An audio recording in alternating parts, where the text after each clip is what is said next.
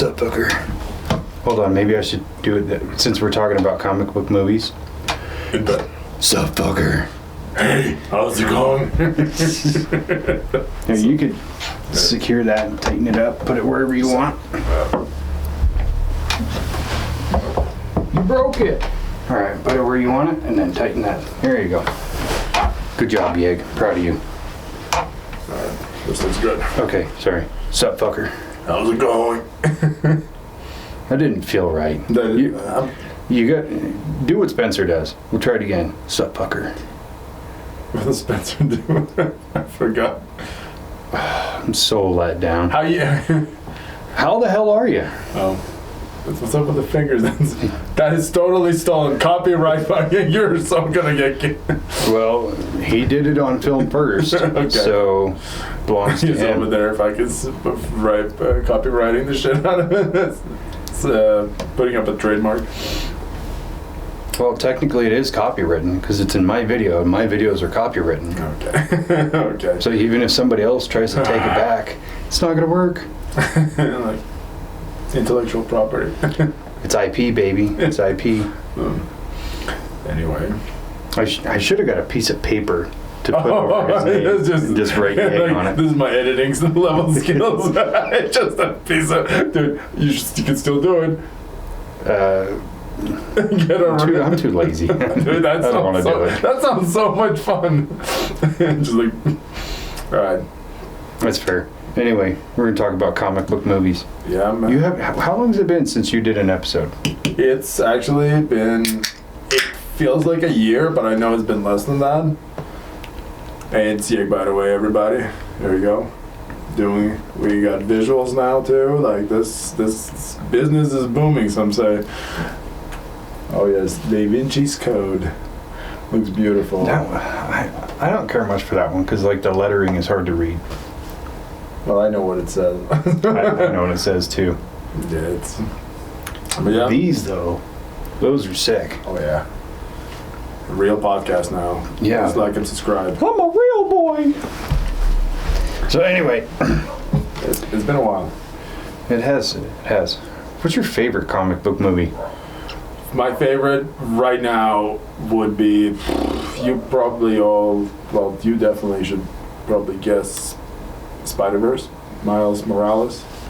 It's the one that I expected nothing and got everything out of it. So I think that's why it has such a big impact on me, just because of that. Yeah, when I saw the trailer for that, I was like, meh. Yeah. And then you watch the movie and you're just blown away. It's so good. I am a fanboy of that show, and like, it is definitely. I shouldn't be. This is not my style. Like, this should not be my one of the best comic book movies. And it's animated, but I still consider it a movie. The movie's a movie. Yeah, it's it has a different impact on me, and part of it is definitely it pushed my expectations to that, like comic book style, the way it was made, it was just beautiful. The soundtrack was amazing. The Miles Morales, the one Spider-Man I know nearly nothing about, was even better because now I got to learn about it, and just really good. I think the cinematography in that movie is just beautiful. Acting. Like he's falling, but the shot is inverse. Oh, yes. Or like as he's falling and he's yelling "ah," you see the letters following him down.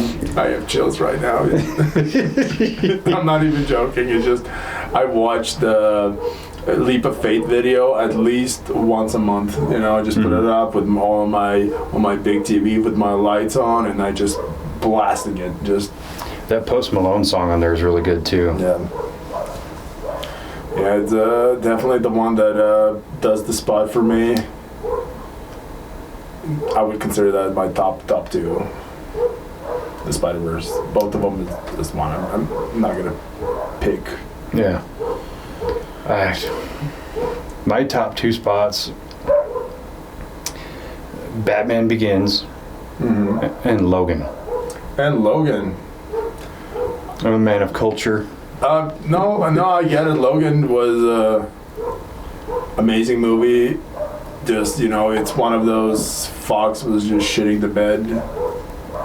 Hardcore. Movie after movie after movie, and then they just decided to go, you know, R rating. It needed to happen. That character should never have been PG-13. Yeah, he's brutal. He's feral, like, you know. That movie was amazing because it was a good standalone movie with a little parts from like multiverse, and it just kind of doesn't have to answer like what year is this movie, like what takes place, like, you know, you can tell now, it, you know, through watching a movie, it's like a little bit in the future. Shit happened, trauma happened, shit got erased, you know, memories got erased, people were not remembering what happened, and I fucking loved it. Like that Professor Xavier scene with Logan, you know, just amazing. Like, you know, when he's hiding it for him, what really happened to him. Yeah. And it really, you had like the opening scene where the dudes like attacked him while he's asleep in the car, and it was like violent, brutal, and you see body parts coming off, and like the first guy he hits, he cuts his fucking arm off. And you see the claws going through heads and shit like that, and you're like, holy shit, this is awesome. Yeah. But the moment that it sets in that this is like a fully adult version was when Logan goes to talk to the professor, and the professor goes, fuck you, Logan. And you're like, and just let off. Did the professor just say fuck you, Logan? And he's talking about Taco Bell chalupas and shit, and you're like, what's happening here? Yeah, that's definitely a good one. Top 5 for me for sure. Yeah. So, Batman Begins. Tell me a little bit more about that. Oh man, that movie. You big guy for Batman Begins. You're like the torch guy. You're like I'm the cheerleader. Batman Begins is that one girl in high school that you absolutely fucking were in love with, and like you're still carrying that fucking torch. 100%. I won't deny it. Yeah. No, that movie was just so cool when it came out because the comic book movies we had seen up to that point were pretty comic booky, and there was not a lot of rhyme or reason. It was just like, oh, you have these heroes and they have these powers and they do this shit. But Batman Begins was telling that origin story, and it was telling Batman in a realistic way, not just the parents got shot, got bored, fucking. No, it's because Batman had become such a watered down thing for me because of the argument prep time, and I hate that so much. But it was like you got to see this guy go through all these tribulations and then come to the conclusion of, you know what, I gotta dress up like a bat and beat the shit out of people. And he got hurt, and he wasn't the super genius. He had to rely on getting tech from his company. He had to rely on help from other people versus, you know, the overpowered version, you know, where he's just so smart, everything just happens. He figures it out. Like he already knows the answer when he enters the room. Yeah, it's like he had to make mistakes to learn how to get better. Like before he got the cape and he jumped off of the roof, and the learning process of all of the stuff, like, you know, with this Kevlar stuff, you know, that one actually needing the cape, continues throughout the entire movie. Like, he's like, I need the protection against the dog. Remember when and that carried through all the way until the third one, where they just totally shit the bed. They just, honestly, they forgot they were making a Batman movie. I feel like did not feel the same. That was definitely by far the weakest movie. But back to Batman Begins. You know what part I did like? When he was training with Ra's al Ghul. Oh yeah. Like when he's training Ra's al Ghul, he's learning. I love like everything, and then he reaches the end. Like he's already finishing his training, and again he agrees with Ra's al Ghul's because he's talking about like the strong spoilers. The movie came out 20 years ago this year. Destroying Gotham, and like he agrees with Ra's al Ghul to a certain point, but like that was just a step too far for him. Because like he's training, he's what is that, League of Shadows? League of Shadows, yeah. How they operate, you know, and he most of the time he's like agrees with their agenda. Yeah. Except when it came to his own city. Yeah, and that's what. What separated him from one of the best scenes in that movie is that moment where, in order to take his place in the League of Shadows, that he was going to have to kill this dude, And it was like in the moment you could see where he kind of makes a decision to go, this isn't right. And he's telling him, like, this is what you have to do. You know, criminals won't share your sentiment for, you know, laws and things like that. And he goes, that's why it's so important. And that moment just defined that whole character. Yeah, it's one of the things that I'm going to talk about today is the morality of those superheroes. What does it mean? Like, what kind of characters we like? What kind of characters you would improve? Yeah, let's talk about that. Morality of the characters in comic book movies. So, yeah, let's... what kind I like? I like the ones who have moral dilemmas, you know, about doing between bad and bad. And, like, they have to pick. Something is going to happen. Sometimes there's no third choice, you know. That doesn't matter. That's not how life works. Yeah. Yeah, like, you're not getting a magical freaking, even though it's superheroes, I do like it closer to us, relatable to us, where we would have to make the similar choices. Yeah. Who to save, like with Batman. But remember, like, when he had to pick in the Dark Knight between Rachel and what's his face? Harvey Dent. Yeah, like those kind of choices. Like that one is on the lighter one, I would say, but still, like, he did pick Rachel, but then Joker just fucks with him the whole time, and I really love that. I love that he picked Rachel, but the Joker actually gave them opposite addresses, knowing that Batman was going to get there first and would have to save Harvey. Like, that character was just maniacal. Yeah. You know, everybody hails that performance, but it's like, look at the writing behind it. All the choices that he made. Good written. I mean, you think about at the end where the two boats, each one has a detonator for the other boat. You know Do they, though? Do they have the detonator for their own boat? Yep.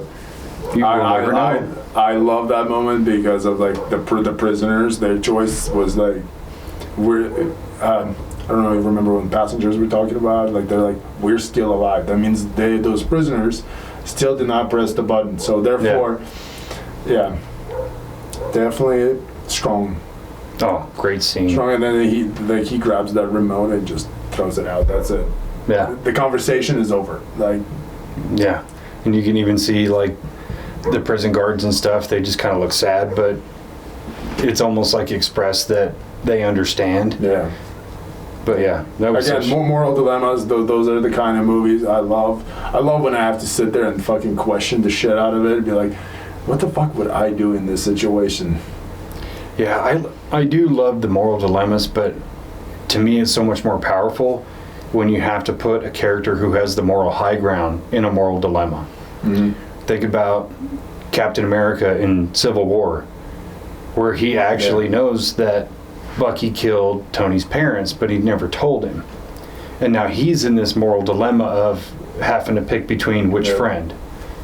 And obviously he chose to help the friend that needed help more and had to battle his other friend to do it. Yep, that was good. That was a good movie. It was on the weaker side of Civil War of what it actually was from the books, but it was a movie cinema Civil War. Like, it was.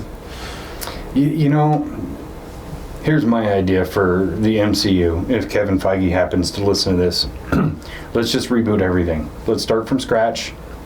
Let's build back up to big Avengers movies, but let's have the whole thing culminate in Civil War, but have it more comic accurate. Yeah. And you can't be one movie, it has to be three. Yep. Well, hopefully they learned a lot of lessons because they've been dropping the ball a lot since Endgame, pretty much. And if they were not dropping the ball, they were just breaking even. I would say that's a win for them.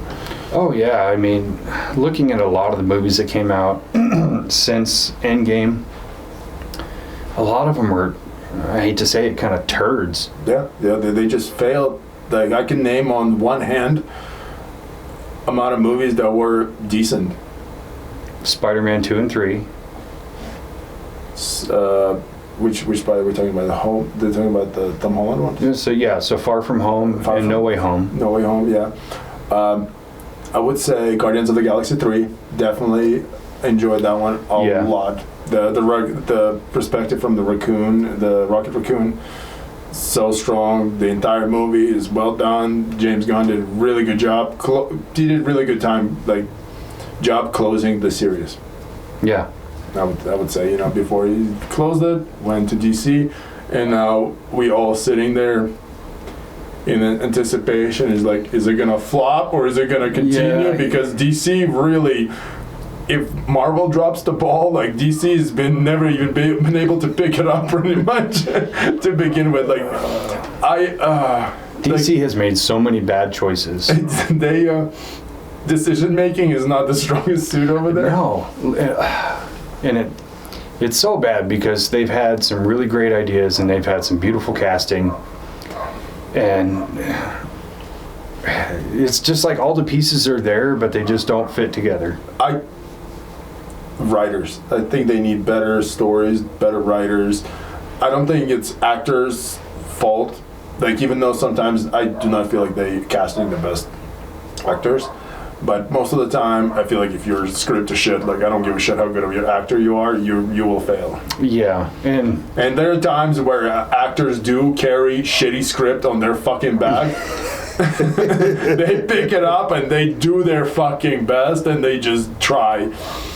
And sometimes you see actors just see the shitty script and like, this is the level of performance you will get from me. How good is this script? And you see it, like, they're dead inside. Like, the only way you're going to get a better performance out of me is if you put another 0 on my paycheck.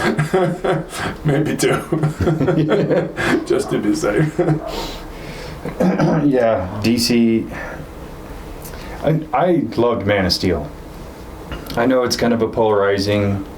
I think that one, I hated it, and then I kind of went back on it a little bit, just understanding it a little bit more. Again, moral dilemma when he had to save that family.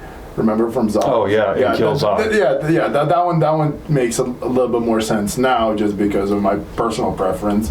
But I also feel like you should sometimes watch stuff that you hate to maybe get a different perspective, because you got older or different experiences. I agree, and that logic applies directly to Batman v Superman. Because when I first saw that movie, I fucking hated it. I thought, this is the biggest piece of shit. And I've watched it like a dozen times since then. My perception on it has changed. But to me, the movie still feels like it was trying to introduce shock value, then tell a good story. And it still doesn't sit well with me that it's like, yes, we have to break the mold. We have to try something different. But it's like, that didn't work. Granted, now, I would still love to see Zack Snyder's Justice League 2 and 3. Because I'm curious if, like, I know the plot. You have 12 hours somewhere? I could find 12 hours. Well, having seen the plot line and knowing that story went so askew from what we're used to, it's like I kind of wanted to see it get finished out. It'll never happen now, but... Oh, yeah, that's one of the things with Zack Snyder, that he weaponizes his fans. And I think they weaponize themselves because they're fanatical. He posts stuff to get them going, and I really hate that, because his fans are already toxic as fuck without his help, and he just gives them a little lean forward to fucking. And I have a buddy who's a big Zack Snyder fan. He's a good guy, like him, and he will defend Zack Snyder too. He's going to be standing there at his trial. Is he the one who showed the... Okay. Do you want to shout out to him on the camera, and I'll make a clip, and then you could tell him how much you hate Zack Snyder? Oh, no, I'd rather not. I'd rather not. I'd rather not start this conversation again. You don't want... It's a conversation from like 6-7 years ago. It's ongoing. Said my piece, and I'm like, I'm not revisiting this. Like, I'm done talking about it. All my jokes about Zack Snyder, some say, like Dark Knight. They're dark. They're dark, yeah. They're dark. Yeah, Zack Snyder, definitely superhero movies. I don't want to see him anymore, anywhere near them. Like, just stick with zombies. You're doing fantastic with zombies. He does really good with zombies. He definitely, like, you show me a zombie movie and not tell me who made it, and I'll be like, this is a really good fucking zombie movie. Like, what was the last one he made? The Army of the Dead. Army of the Dead. I loved it.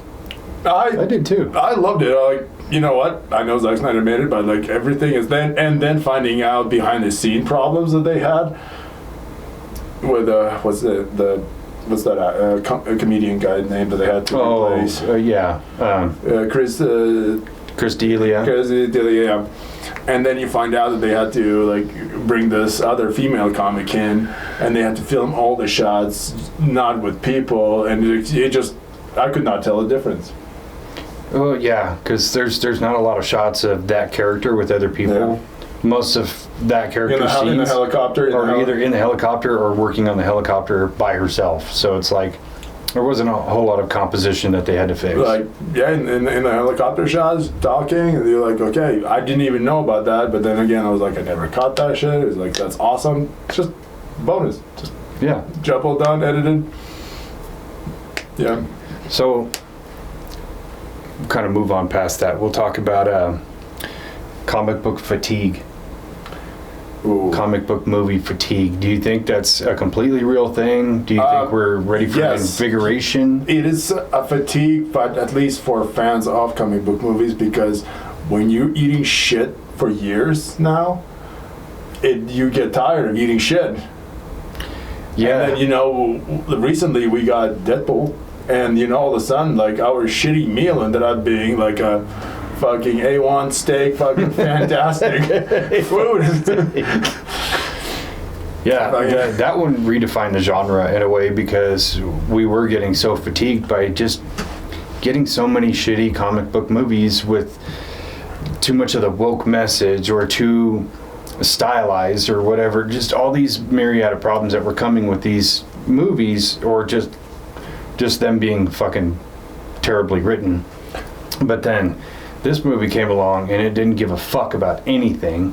It addressed those issues straight head on, you know. They made fun of it, yeah. But at the same time, it was a movie that, yes, it was serious in its own right, but it was also a very playful movie, as the Deadpool movies tend to be. But this one was just like, in your face, this is what you want, this is what fans have actually been asking for, we're going to give it to you. Boom. It was good. It was really good. Well done. We waited. We all were on the edge of, you know, Deadpool. Like, that first Deadpool is masterpiece. Second Deadpool is like good. Not my favorite again. I'd still enjoy it. I don't hate it, but it's definitely will be the weakest Deadpool out of all three for me personally. I'd agree.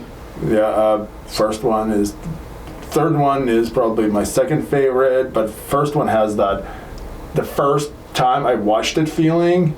And just nipples hard. You're you're sitting there fucking just like this. It's just completely different feeling. You're seeing like performance, like because you remember how many the budget for Deadpool 1 was just tiny. That movie should not have succeeded how well it did. But, you know, a lot of people who had a lot of heart worked on it, just kept pushing. People took pay cuts just to get that movie out, and they were rewarded. Like, they were rewarded, and I'm very happy for that.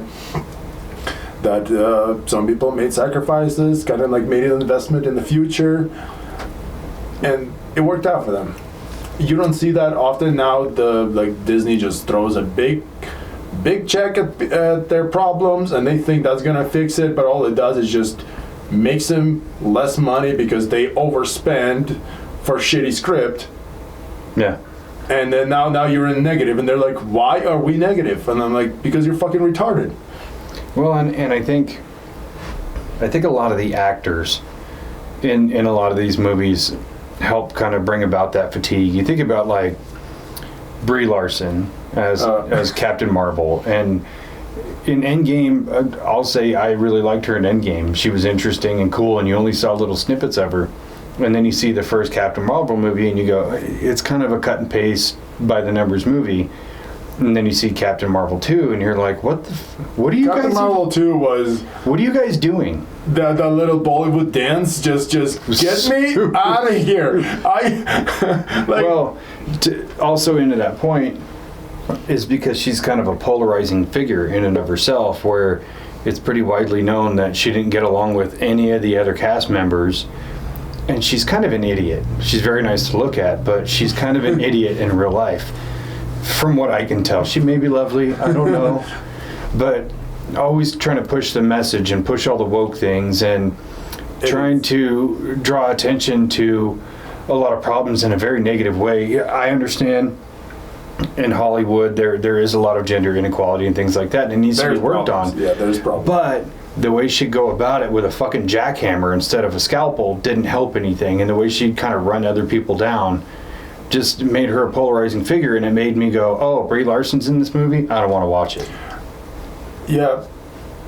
Captain Marvel, first one. One of the movies that I only seen once. I went in movie theaters because during those times I would go to movies a lot. Just any new movie, would go see it. This is one of those that I went inside, enjoyed the shit out of the cat. I think Cat was by far the best actor of that entire show. Samuel L. Jackson was second, and and that's it. And for me, that was it. Hey, no. Phil Coulson always takes third, even though he was only in the movie he was, 29 seconds. 30 seconds in there. Like, how'd you get that scar? Yeah, no, I think, the actors definitely played into the fatigue of it, especially when that actor's not diversifying in any way. They're just kind of playing the same roles or trying to milk out that character too much. And it's like, if I believed you had some range by doing another type of movie, I might like this person better. But then Marvel especially got into the whole woke thing.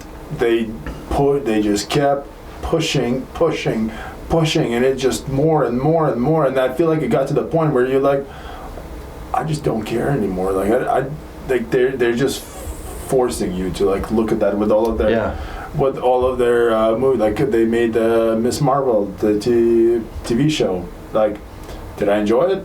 Like, I watched it. I watched fully from the beginning. So even if like I didn't like it, I still finished all of it.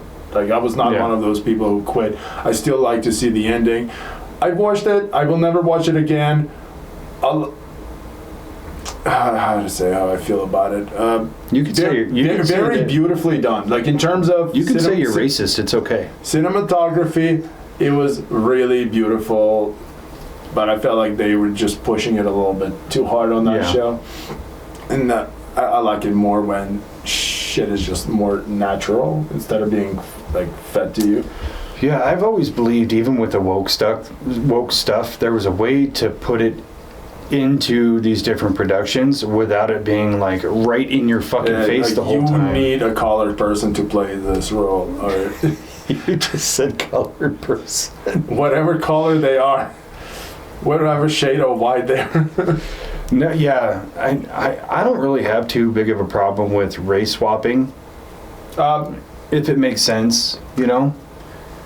Yeah, I did have a problem until I saw a lot of actors perform really good. Like the big one for me was what's his name, the detective in Batman, in the new Batman, Jim Gordon. James Gordon. They swapped, made it black. The that was one that nobody cared about because he's a really good actor. It did really good job on the role, and I was like, this is awesome. And they weren't like, Jim Gordon's black, accept it. It was just like, hey, we cast this guy who's a good actor. Yeah, we didn't give a shit about what ethnicity he was. That's how it should be, instead of your acting skills over what race you are. And if you have a good person, but I feel like the race does influence them more than their acting skill.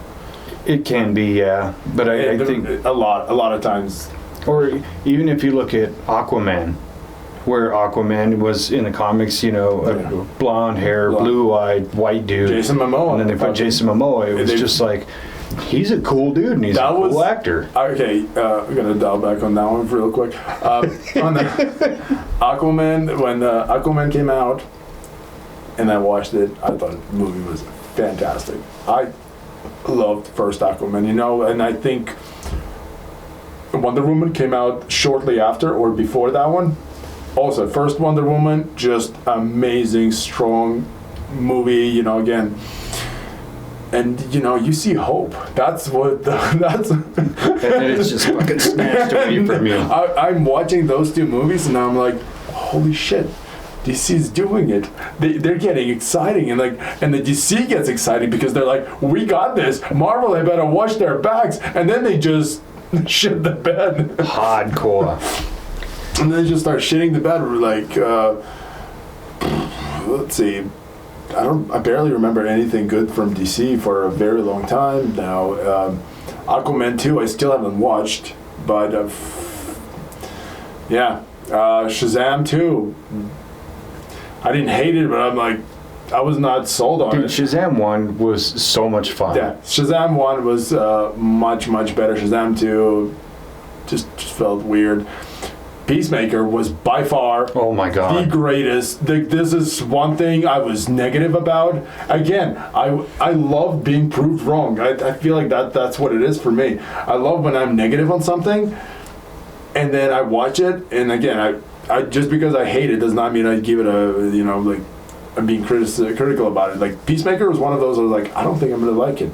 I watched the show. I'm like sold on it. Weekly, watched all of it, happy, 10 out of 10, one of the best show, would not, can't stop recommending it. Again, James Gunn made it.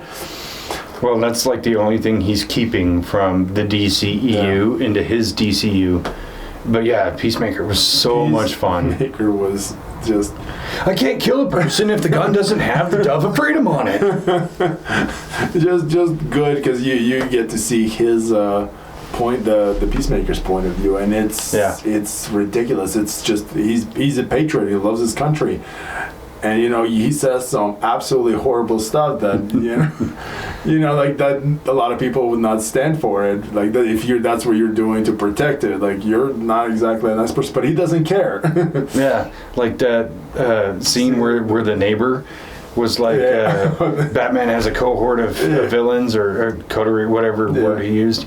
And then he turns around and he's like, Batman's a fucking pussy. Let me explain this. And he goes off into this tangent, and you're like, he's got a point. Yeah, like these people just keep getting out of Arkham and keep killing more people. They keep causing more pain. If Batman would just fucking kill them, they can't hurt anybody else. Is, making sure that these people get out eventually, because they're looking for 7, 8, 9, 10 second chance.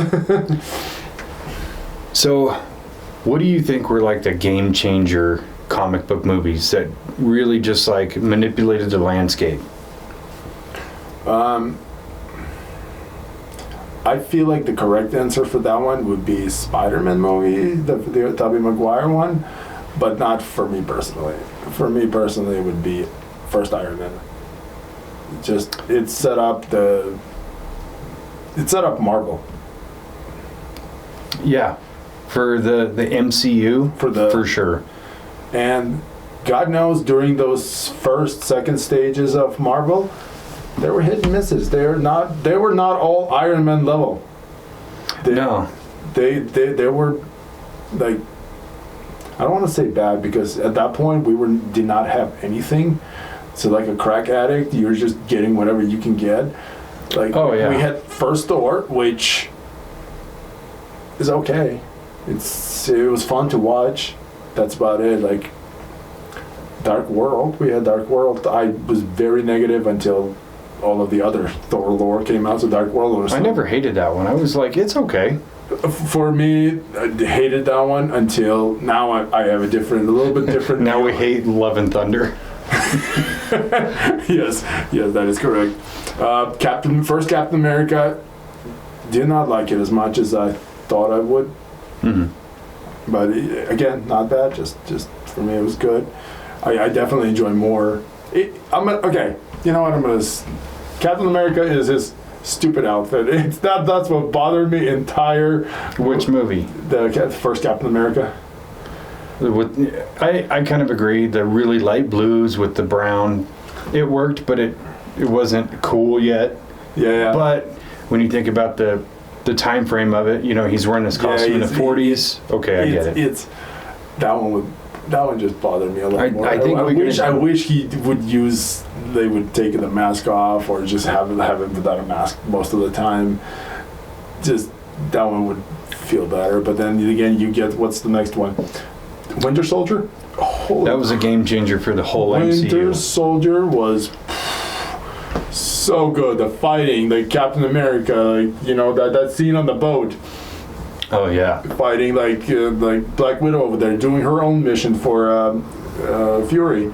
He's over there saving multitasking. Hostages, and you know, and then he catches her doing different stuff, and then gets in a little argument with her while they're in the firefight. Mm-hmm. And you know, they're arguing, but then they have to stop just to, you know, take care of the situation.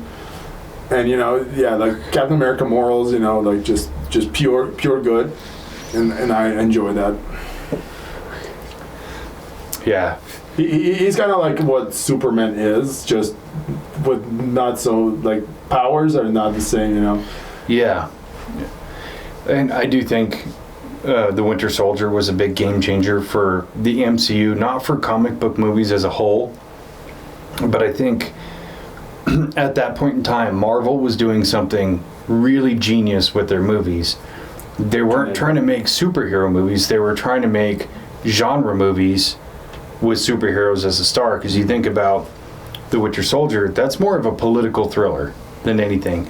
Ant-Man is a heist movie starring a superhero, and there's a few of them that are like that, and they didn't apply that formula to all of them, but the ones that they did apply it to, they worked really well. Like the first Ant-Man is really fun. Yeah, it's entertaining. It's actually, again, another one of those that are a lot better than I would think. Like, it's an Ant-Man. Like, how fun do you think? But Paul Rudd did fantastic job. Yeah. That one is a Mexican friend. Like, he is the star of that entire show. The fact that they did not put him in the third one was a crime. They all should have been arrested, because when he was like telling the story, like the way he recaps the story, so good. So good. I don't know why, like, when after Endgame came out, they didn't open a movie with him just recapping the entire MCU. Or just recapping what happened to Scott Lang, you know? Yeah. Just, you know, just do a little... and then a rat accidentally pushed the button and it kicked the dude out. And, like, yeah, that... Holy shit, that's fucking funny. Yeah, definitely a good laugh. You know, which is good. Like, I love when a movie makes you genuinely laugh. Not dumb humor, too, because, you know... Yeah. Well, I mean, dick and fart jokes are funny, but when you can write something that's clever funny, it lasts a lot longer. Yeah. But yeah, I think Tim Burton's '89 Batman, that was a game changer, because up until that point, you had old serials, you had the 1960s Batman show, and then you had Dick Donner's Superman, which was a huge movie, and to me, it's still one of the greatest comic book movies ever, but the sequel started to kind of drown. And then you had the Lewis show. Well, that was afterward. But in the 80s leading up to the Batman movie, you had like Canon Films was out there making really shitty comic book movies. Like they were doing a Captain America, Fantastic Four, just like these quick and dirty. Oh yeah, Dolph Lundgren's Punisher. I think that came out around 89 or 90, but you know, in that time frame, it was like, it was all shit. And then the shining star Batman came out. And suddenly it was like, oh shit, we can make a Batman movie that's a little more adult, a little more dark and gothic, and people love it. Like, shit, let's make fucking 5 more of them. Mm-hmm. Well, it was 1, 2, 3 more, yeah.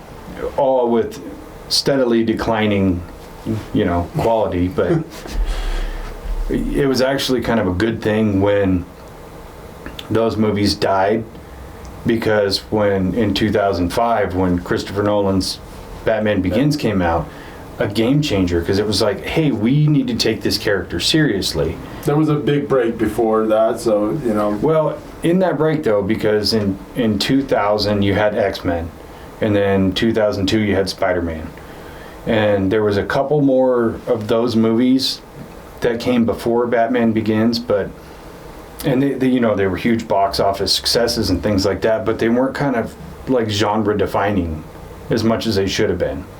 Granted, from X-Men, everybody loved Patrick Stewart and Ian McKellen as Magneto and Professor X, and then people absolutely adored Hugh Jackman. And everybody loved the Spider-Man movies, even though to me they're not as good as the Spider-Man movies we got after. I know that's heresy, but No, that's a difference of opinion, and that's all. Like, I do not like Tobey Maguire at all.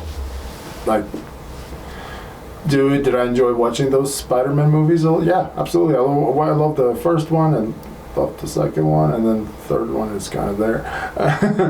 But then, we've got a break. Then we got Andrew Garfield's Spider-Man. which that's my favorite Spider-Man. I love those. Like, that. The shame is they never made the third one. That is the biggest shame. Like, of give him another shot. But I guess what is it? Sony, right? Sony, They just did not want to take a chance, even though first one was really good. Second one was really good too. Like, it had no problems. Like the scene with Gwen Stacy. Oh dying, man! and like how accurate it was. Chills, dude. I hate it when people talk shit on that scene, because like the one thing they gravitate toward is like when the web comes out and it looks like a hand, and it's like, how do you want a web to look? They're not perfectly symmetrical all the time. I love it because he catches her and then just smashes her head on the concrete, and it's also like it can happen. He's not perfect. Plus he's just a kid too.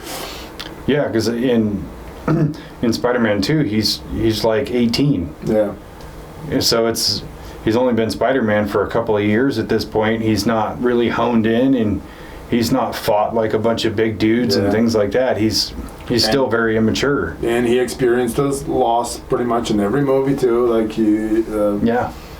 And you know what though? When they brought him back in No Way Home, I know I'm biased because he's my favorite Spider-Man, but when he got all these redemptions, like when he saved MJ, holy shit, I almost started crying watching that movie. That was another surprising, that putting all that was a big risk for them. Huge risk. But it really wasn't. It paid out though. It paid out hard. Like, people enjoyed it because even Tobey Maguire was like really good in that one, because he's much older now, Spider-Man. Like, he's the Spider-Man with experience, because and it just felt different. And watching Tom Holland's Spider-Man right there at the end, getting like revenge, getting angry at the Green Goblin. Yeah. Dude, that movie was kind of falling flat up until the other Spider-Man came in. Then it was like, this should have been the whole movie. And I know they try to protect the secrecy of that movie as much as possible, despite all the leaks and everything. But if I had no idea that the other Spider-Men were going to be in it, like if they didn't show anything that would have led to it. Show your pants right now. Oh, dude, I would fucking came in the movie theater. It's I mean, I remember going to see that movie with Chewie. Yeah. So it was me and Chewie and Callie, Chewie's wife. And Chewie's sitting right in the middle of us. And the whole movie, anytime something happened, I mean, the very first instinct was when they're in the apartment and they're talking to Matt Murdock, and it was a whole lot of, oh my god. Oh, Matt, that actor too, for Matt Murdock. He's perfect. He is such a good. He's such a good actor too. Like, just learning how to speak without like he's staring, like he's blind. Like I forgot what movie he was in or TV show, but he had to film a scene. But then he forgot that he's not Daredevil. Oh, so he's just like this. He was blank stares, and people were upset with him about it. But I get it. Like, he's just got used to playing that character. Like, he had to learn how to be a blind person. Like, well, could have just hired a blind person actor.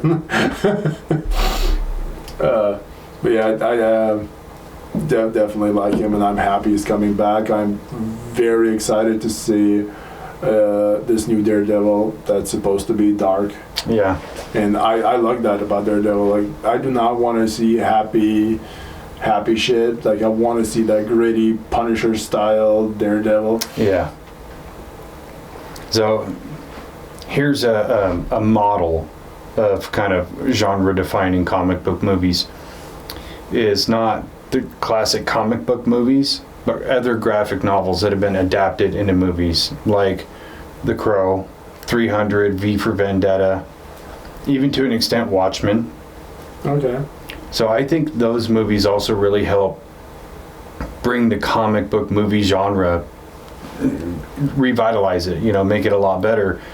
Because, case in point, 300, where it's loosely based on a historical thing, but it's so hyper stylized that it got you interested in it, in the fact that you could watch the movie and go, I wonder how much of this is real. I can tell you right now, Zack Snyder made 300.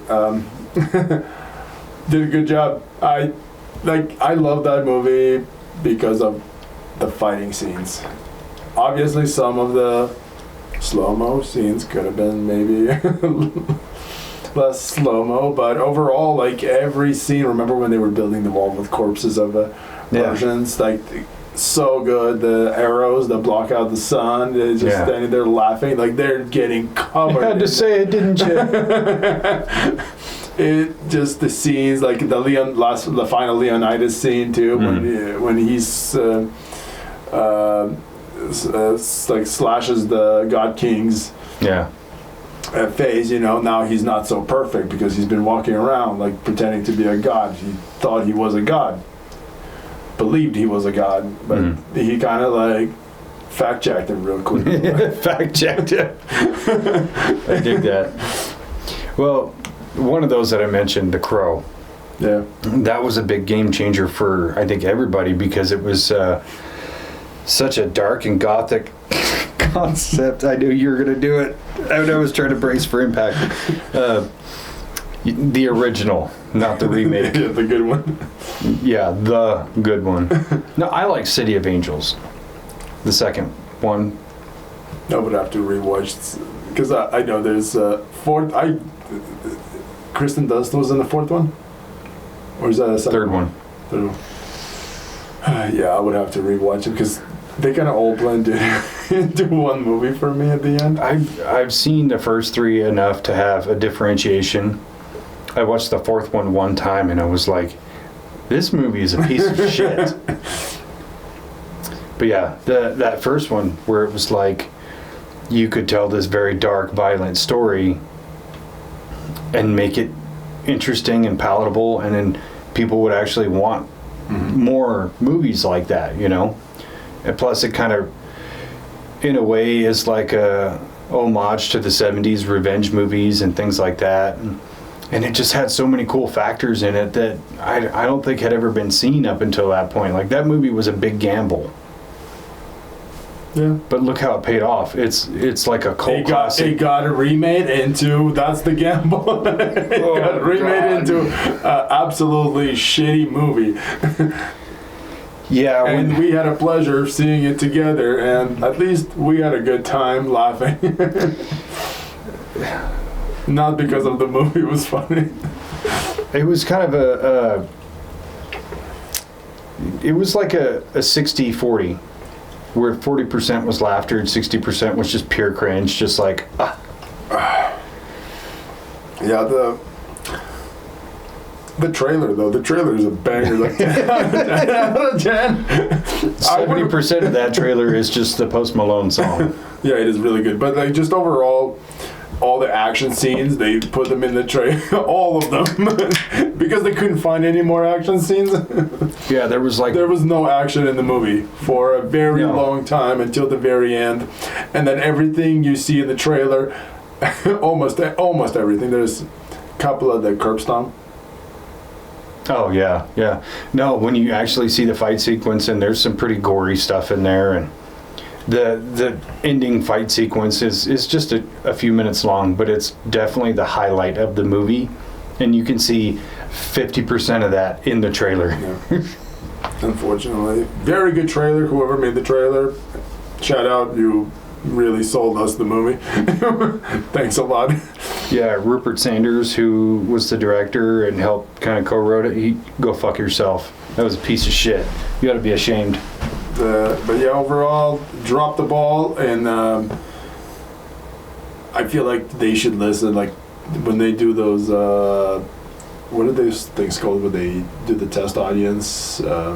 Test screening? Yeah. Listen to them. Because, like, there's no way you tested it, like, on 100 people and they all said, fucking sold this greatest movie. Like, no fucking way. I want to see the results. I want to watch the tapes. You know what? I gotta do it. It's funny, we were just talking about how stupid movie critics are the other day, but I gotta see what Rotten Tomatoes has to say about this movie. Crow? Yeah.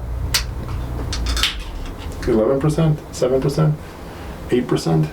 Which, normally Rotten Tomatoes and critic scores mean absolutely fucking nothing to me. You're all, most of the time, you're fucking idiots. There's those rare ones that I accept, you know?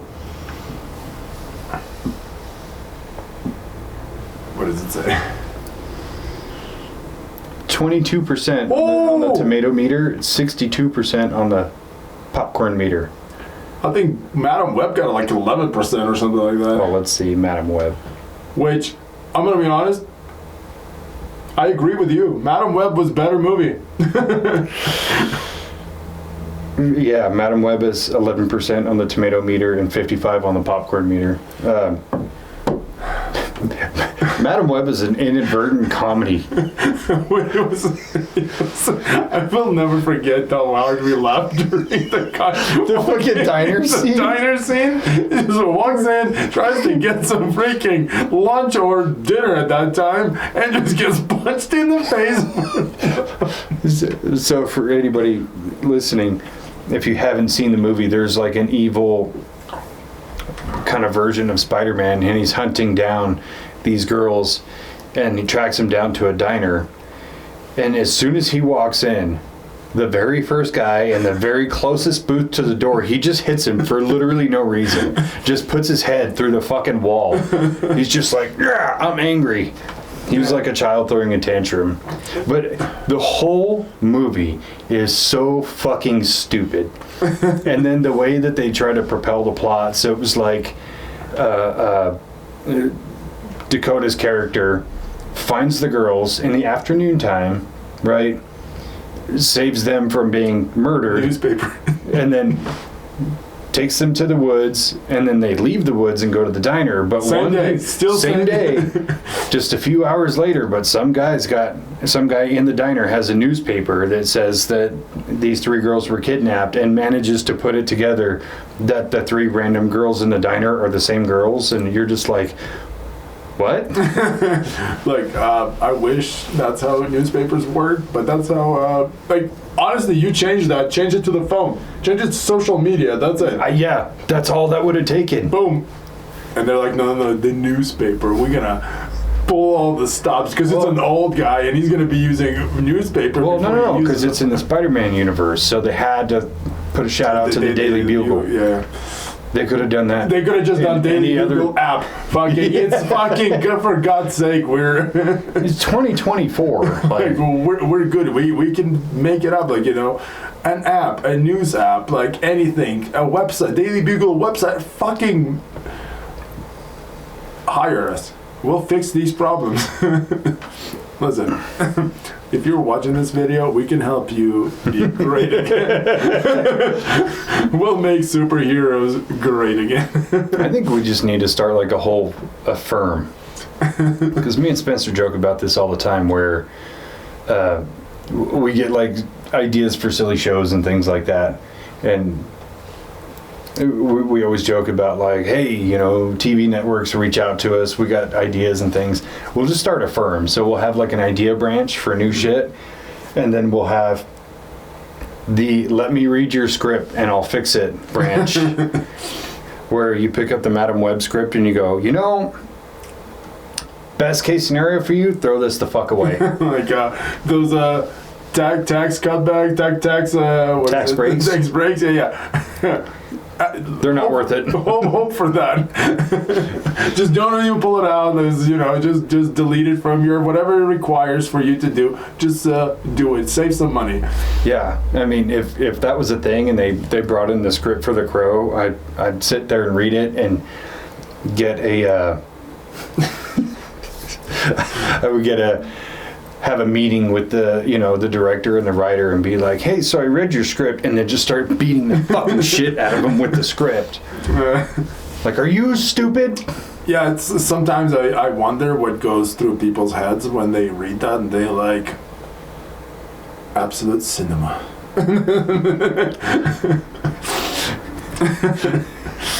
Like it it's kind of sucks that they released this, and I want to know how many people. Sometimes I feel like people who pay for this shit don't even watch that movie that they paid for, and they're just like, yeah, I'm sure it'll do great. I'm like, how about fucking show some interest, watch the movie, and be like, here's the gun. I would like you delete this movie or blow your brains out. There's no third option. Moral dilemma. I'll be the hero. I'll take the loss on this one. Like, cause you when you release shitty movies constantly too, you're just discrediting your own company. You're doing more harm than good. Like, releasing 10 shitty movies, and then you fucking by some miracle created one, and then you like, we're back, and then 10 more shitty movies after that. Well, that director, and I'm gonna fact check myself here real quick. Okay. But yeah, it's definitely want them to everybody to show some interest, like just with Aquaman 2, like people told them multiple times the movie's trash. Just fucking listen to people, please. Well, that's the thing too, is even kind of going back to the woke stuff and all that. Like, you guys should have listened to fans to begin with. You should have just looked at numbers and go, people aren't digging this. Because even with like the Disney Plus shows that kind of came out like back to back to back, you had WandaVision, Falcon and the Winter Soldier, Hawkeye, all those shows that kind of whiz bang boomed out. People enjoyed them because it wasn't just an overload of woke shit, except for the one scene in the Falcon and the Winter Soldier. Do you know what scene I'm thinking of? No. So it's where Bucky and Sam are walking down the street, and as they're walking down the street, in the middle of the street, by the way, not on the sidewalk, and they're arguing, and these cops pull up, and they're sir, is this guy bothering you? And you're like, get the fuck out of here. Yeah, I remember that. That was dumb. Like, that was so forced. And they... Oh, almost as much forced as at the end game, the girl power scene. The most forced. I do get cringe every time I see that one. Like, that girl power is so bad. And then you watch the boys' girl power scene when 3 girls freaking gangbang the other girl real quick. The Stormfront. That was not forced at all. I felt like this is so natural right now. That did, yeah. When it was, what's her name? Yukio. Yeah. Is that it? The Asian, Yukio. Yeah, and then the Starlight and the Wonder Woman wannabe. I forgot. Queen Maeve. Yeah, Queen Maeve. And they're just beating the holy shit out of Stormfront. They just gangbang. And everybody's just like runs up, like they're gonna help, and then they just go, I'm just gonna watch. Like that felt so natural, because compared to the Endgame scene, like, it's a good movie, really, really good movie, but that one scene it gets me every single time, because they all pop out of nowhere. It didn't bother me, but at the same time, it made no sense of like, okay, cool, they're going to pay homage to the women of Marvel, but I'm not even going to pretend that it fits. I'm just going to let it happen, it's cool. I watched the video with they're like, how come Captain Marvel just didn't put the glove on and just snap to erase everybody? Like, she's strong enough to handle it. She could have fixed all that entire war right there by just snapping one more time. Let's say she takes some damage. She's definitely will survive the gauntlet.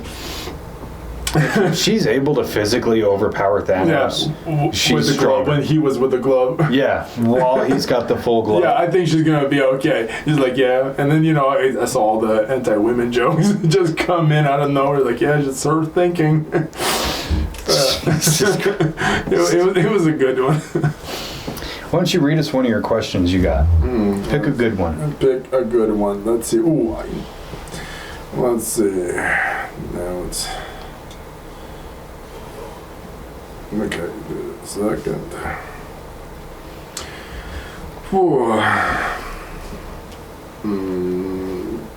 Put me on the spot, dude. Let's see. We kind of covered that one, diversity.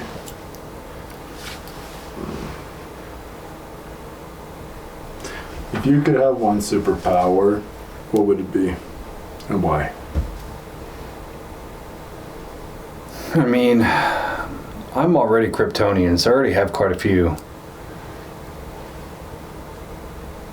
The Kryptonians? Yeah, I was born on planet Krypton. Okay.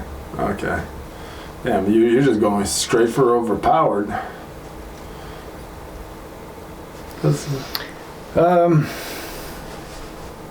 I feel like all of the powers are a little bit weird, you know, in DC, or like Superman is the safe one because you're getting like 8 different powers. Like okay, you're from Krypton. All of a sudden, you have all these abilities, like, and you're kind of sometimes afraid of one rock. It's very rare. it's an irradiated piece of a planet. There's a lot of that planet floating around. Yeah. I don't know. It's too hard to just pick one. If I had to pick one,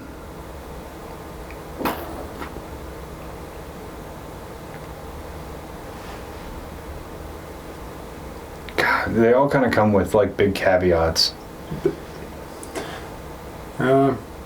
Well, I'll go. I would like not actual superhero, just like lightning ability. Like I really love lightning because that one represents speed and also flashy shit. Mm-hmm. But I also like to be balanced. You know, not super overpowered. It's like kind of like Superman, where he's just like holds back the entire freaking. Yeah.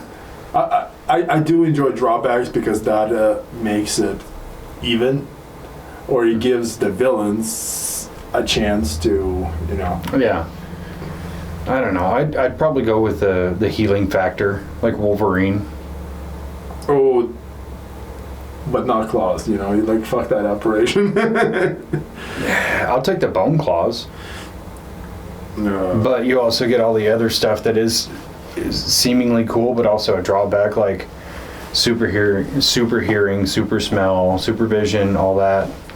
So it's like anytime anybody farted, you would hear it and smell it.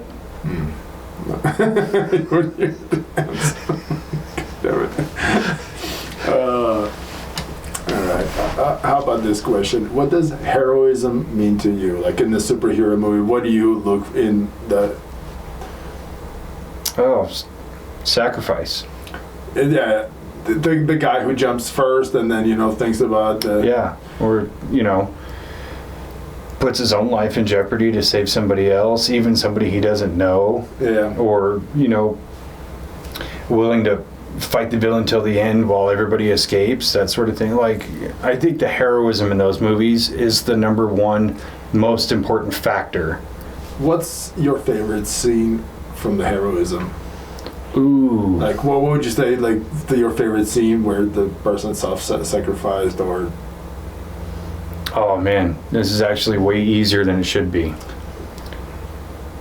I'm going to go back to Batman Begins. Okay. Where he saves Rachel and the kid and puts them safely on the rooftop. And then he goes to leave and she's like, you could die, at least tell me who you are. And he recites something she said to him earlier in the movie. And he said, it's not who I am underneath. It's what I do that defines me. And then jumps off a fucking building like a G. Mine would be a little bit easier.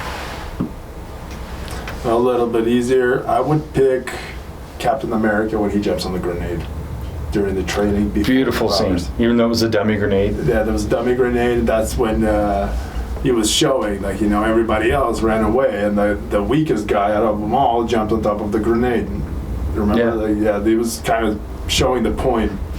Well, and I love all these people to become the super soldiers. They didn't have the heart of being the symbol.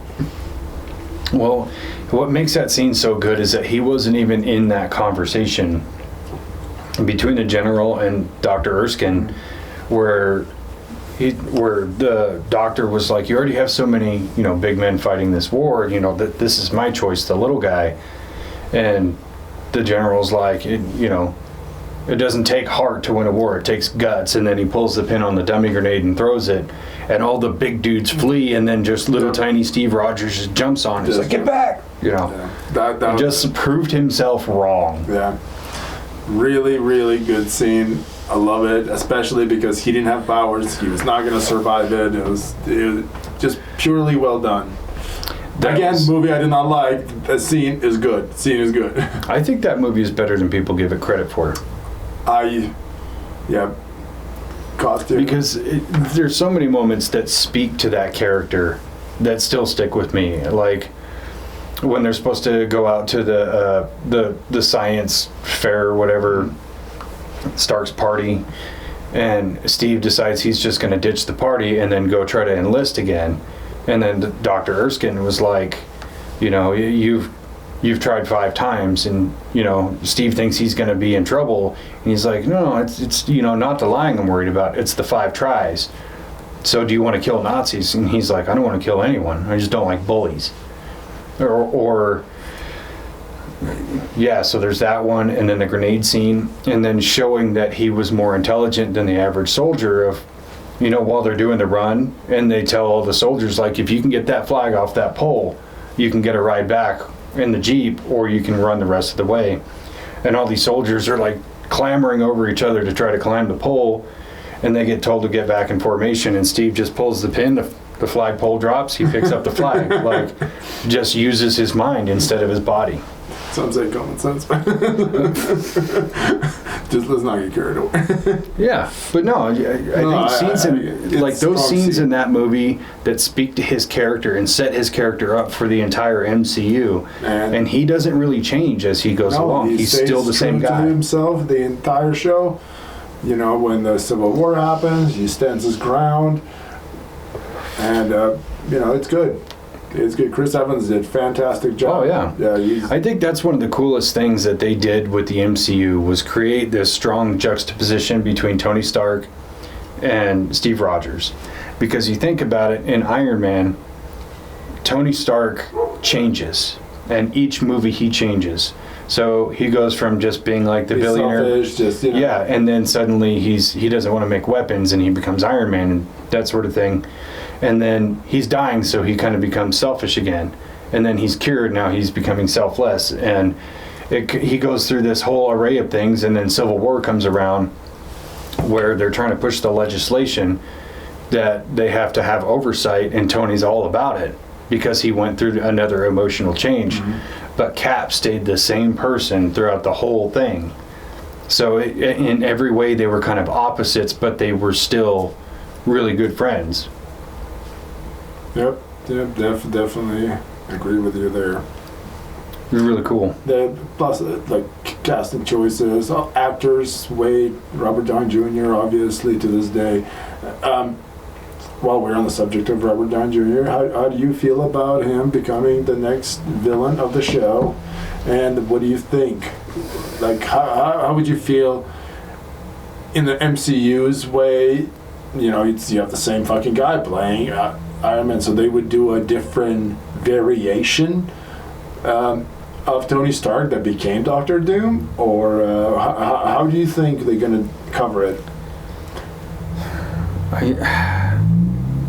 Because there's a big fucking elephant shit fucking sitting there, like they're like, hey, that's the guy who sacrificed himself, for the goal to save everybody, and you got rid of him for a good reason too, he was expensive, they killed him off, his story's over, and now you're like, we're struggling and we need to bring fucking talent back, and that's your guy.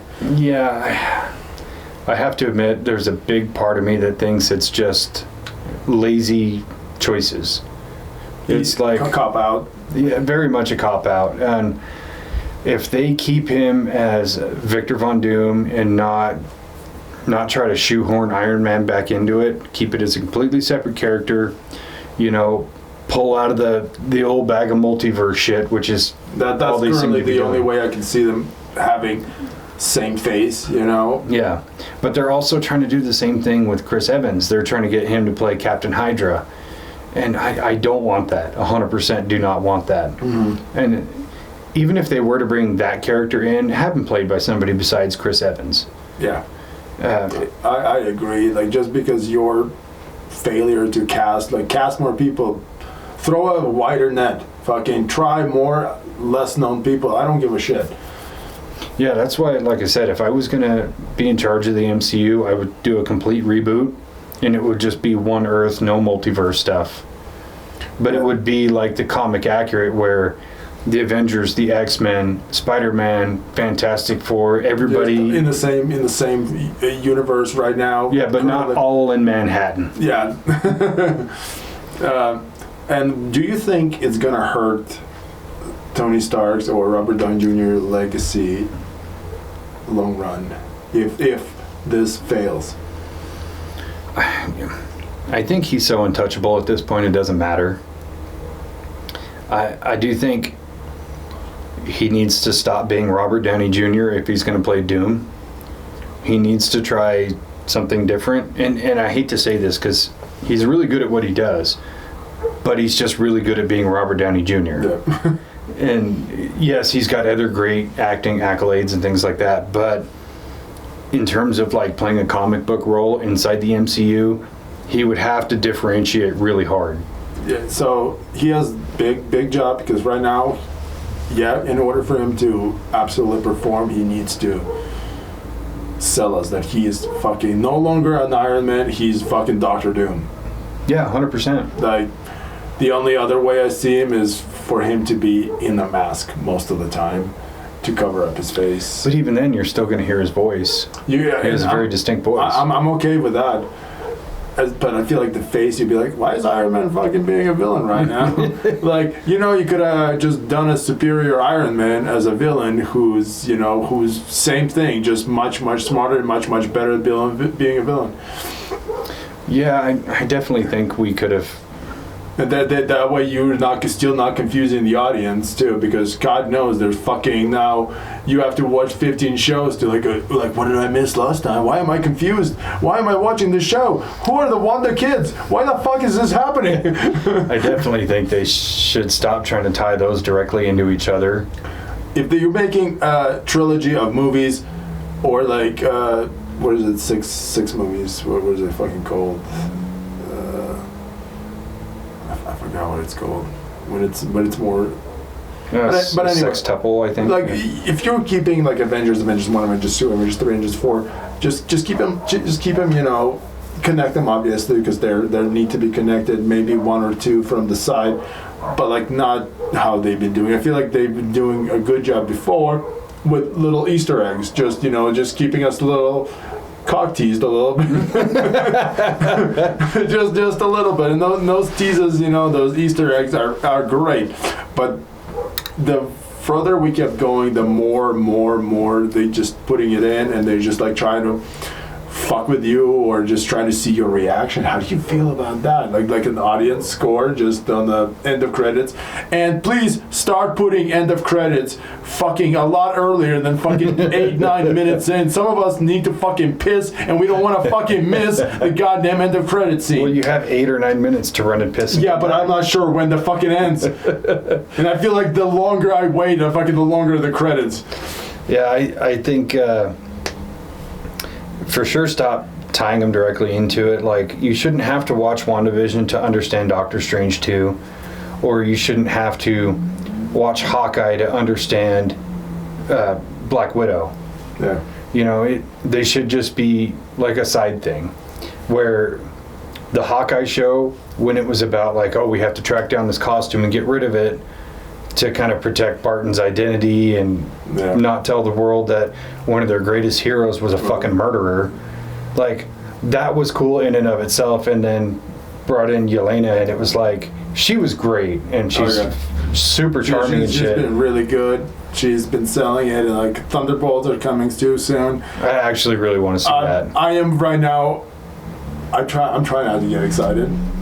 I don't want to see any more trailers than what I've already seen. But I'm also like, they're bringing Sentry in there, and he is such a big powerhouse. He's one of the most powerful characters in the MCU. I'm like, wow, you have like these guys and then the Sentry. Like, who are you planning? What's the villain? What's you know what I'm saying? Like, who are they fucking fighting? Red Hulk, probably. More than likely. Like, you know, that's what I'm assuming. Like, and yeah, I get that one. But and Red Hulk is, I used to. Before they released because every time I used to read Red Hulk comic books, I fucking sitting there because I read the Red Hulk and the Hulk, and sitting there trying to guess who the fuck is the Red Hulk. I remember I fucking was sitting at the edge of my seat every time until they finally revealed at the end. I'm not gonna tell you guys. I read it too, and I knew right away who it was. I'm sitting there like Samson, and I'm like every single person I'm sitting there trying to guess, like, he's helping too much. I don't think it's him, and I just keep guessing, and then then the Red She-Hulk too. Yeah, it's General Thunderbolt Ross. He's spoiled it. Spoiler, as though you didn't get that from the trailer. You listen, the first time for me, because it took a lot longer than fucking one movie. It was monthly pretty much when the comic books were coming out. Just sitting there reading, and they did comic books too. Like they would release an issue, and then it would be from some other show you would have to read. And like they created those. Spin-offs limited series, and you're just sitting there fucking have to find the reading order to make sure you have all the data correctly. But I remember like how excited I was. Those are the ones I remember. Civil War was one of my favorites to this day, comic books to read. I never read the Civil War 2, but I've heard like the Captain America and Iron Man just swapped sides on that one, on the political, so Iron Man ended up being correct. I didn't read the second one. I thought the first one was good. First one was so good. It was kind of short for as big of an impact as it had in the world. It was about 50. I still have it on my computer. Yeah, it was only a set of like 5 or 6 short graphic novels. It was actually level. It was bigger because it was from different. It was not just Avengers. Well, yeah, there was tertiary different books. Comic books. No, I'm just talking the main Civil War line. Yeah, because there was, X-Men had their own part in it, and then Spider-Man had a separate issue. Wolverine was on the hunt for Nitro. Oh yeah. Him when he blows up, and you just see the skeleton just sitting there with the freaking claws out, and like. That was good. I remember, like, because that was a big event. That was like pretty much a terrorist attack. Because, like, the kids died. Like, it was during the day, near the school, Nitro explodes, and like, yeah, completely different from the movies. Oh yeah. Nitro explodes, and he kills a bunch of innocent people. And his explosion was a lot bigger than it usually is. Because he was like on drugs and shit, so that was like a setup pretty much. So let me ask you this question. What do you think about the comic book movies that are centered around villains? You'll have Venom, Morbius, Kraven the Hunter now, Joker. You just... Okay, first of all, I would not even put most of those. They're anti-hero more, like they're portrayed more as anti-heroes. They are, especially from what I heard of Kraven. Kraven is just a good guy who does a lot of, like, he's closer to Punisher than... In the comics, that's not the case at all. Not. He hunts monsters. That's his thing. Well, it's later he starts working with Morbius to hunt other because Morbius, there's a lot of development happens, God, Morbius was such a piece of shit. I to this day still haven't seen Morbius. You haven't seen it? No, I haven't seen Morbius. No morbid time for me. You know how like Madam Web was fun to make fun of? You don't even get that with Morbius.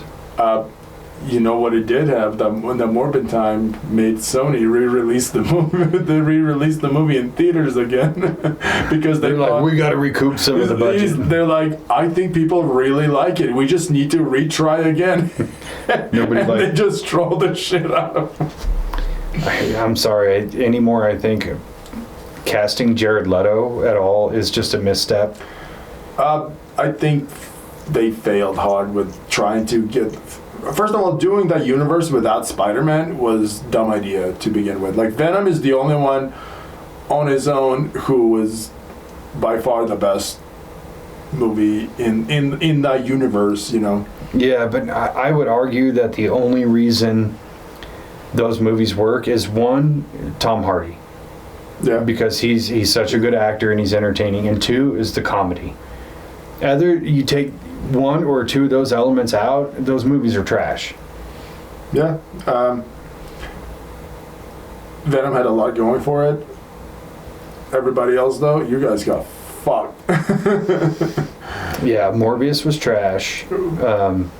Morbius, Craven did absolutely horrible. Craven is one that I'll just wait until it's streaming.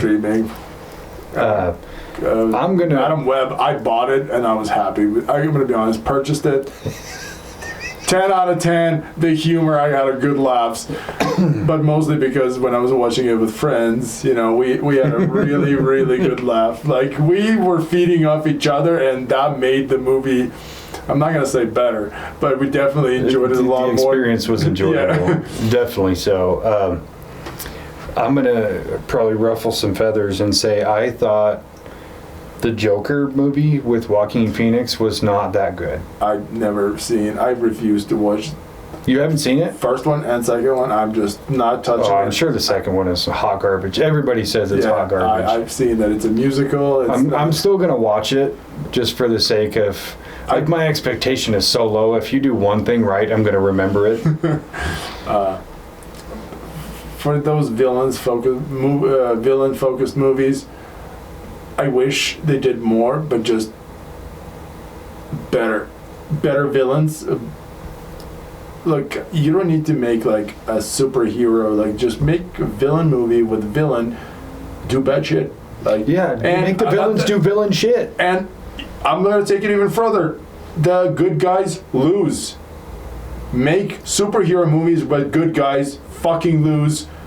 And, you know, they don't always have to win. Like, that's all I have to say. Like, make it real. Make it, like, consequences, too. I really love consequences. None of the fucking time reversal shit, little magical potion.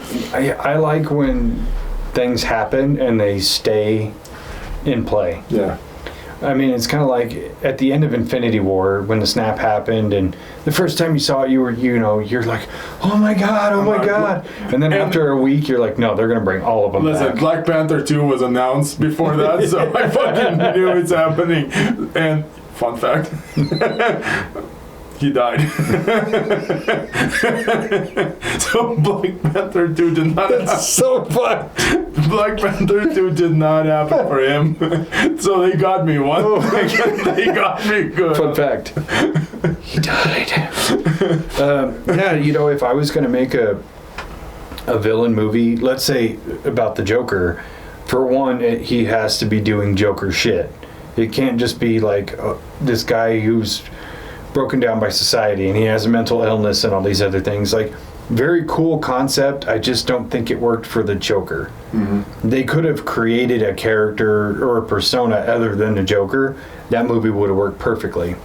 But we all, especially as comic book fans, we have this idea of who the Joker is supposed to be, and that's not even close. The best part about Joker is, like, you know, he's everything. Like, his personality, like his identity too. Like, it's a big mystery. How to say, Joker like more represents, you know, like chaos, like the fucking. I love Heath Ledger's Joker a lot, obviously. Yeah. Just like a lot of other people. And I love like everybody. Yeah, like I love when I think if one person was like, I don't like Heath Ledger as the Joker, like, we're banishing you from this country. Like, yeah, please get your papers ready. That's the only time it's acceptable to bully somebody into suicide. When he burned half of his money, so fucking good. Such a good, strong scene. Like, he was not there to fucking get paid. He didn't burn half of his money. All the money was there, and he's like, I'm only burning my half, but the other half is still sitting there. Still sitting there, yeah. Like, that's what's good. Like, you. Well, like, I love this. It shows his mental. Like, he's there for chaos. He feeds off it. He thrives in it. He's like, this gasoline is cheap. Fucking all this shit is cheap. Yeah. I like dynamite and gunpowder and gasoline. You know what they all have in common?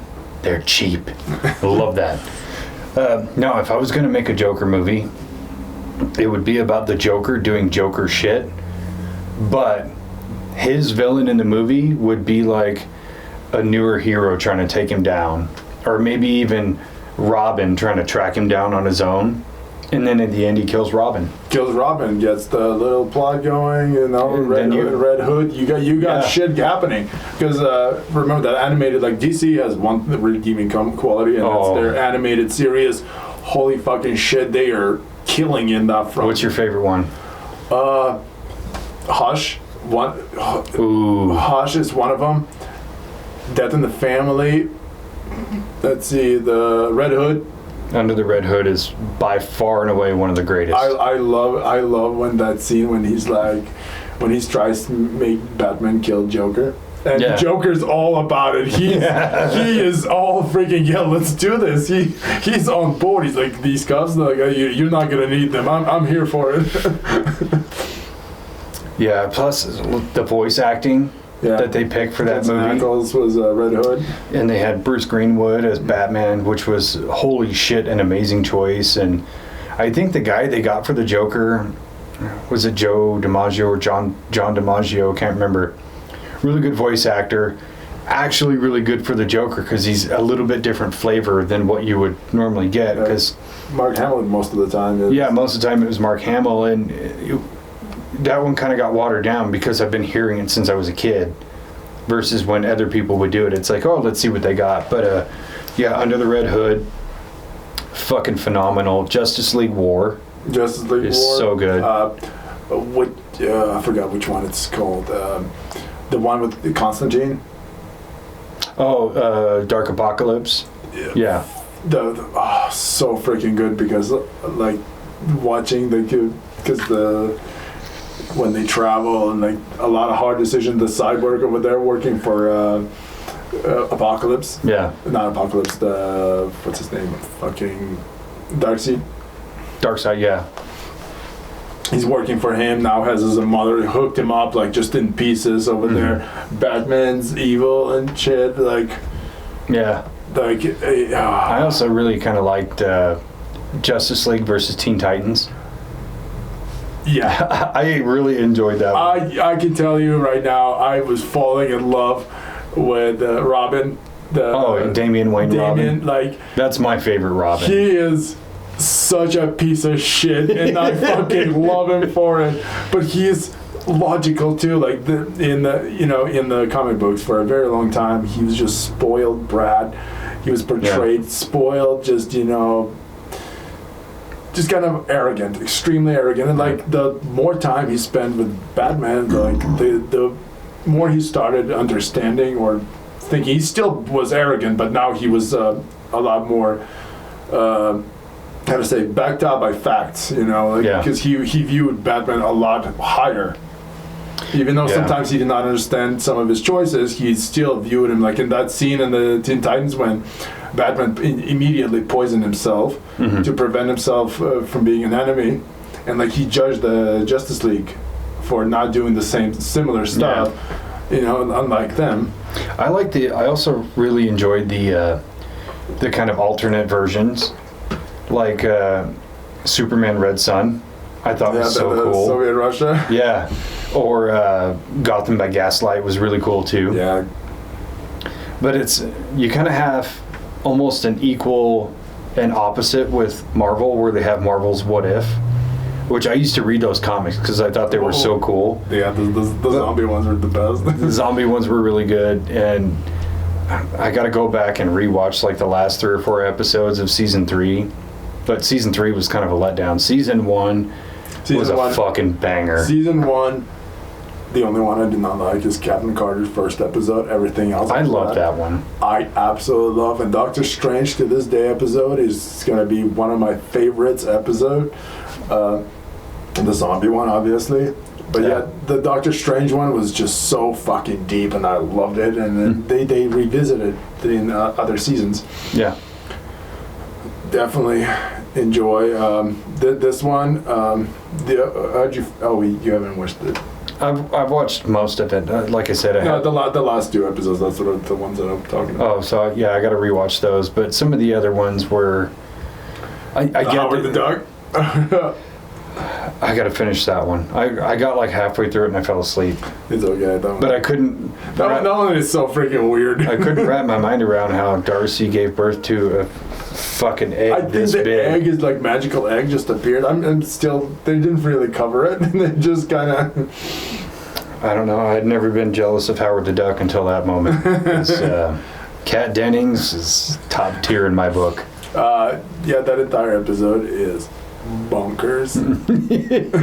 Like it's just all over the fucking place. I get what they're trying to do. They're trying to put more attention on the smaller characters, and like the Agatha and what's his name, Kingo episode. I watched it and I'm like, this episode's boring. I don't care about either one of those characters because I thought the Eternals was just such a lame movie. Eternals was a big failure. Another big failure.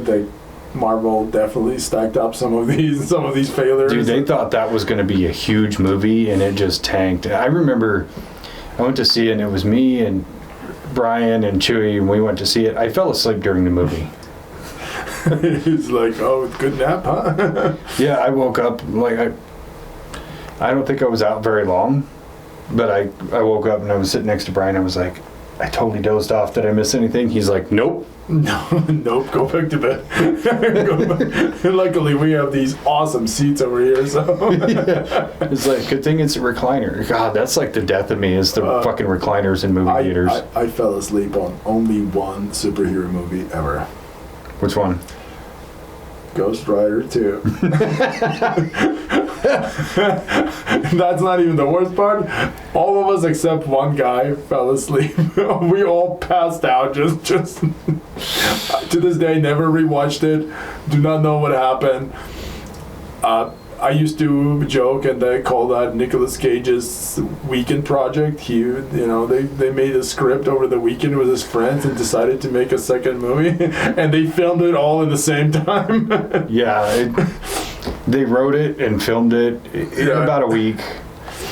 And I think the amount of money they used for the budget was the same amount that Johnny Depp would spend on wine every month. So probably around $20,000 or $30,000. So that actually kind of brings me around to another question. What do you think about anti-hero movies? Not villains, anti-heroes. So like Ghost Rider, Punisher, Constantine. I love it. Especially the Punisher series right now.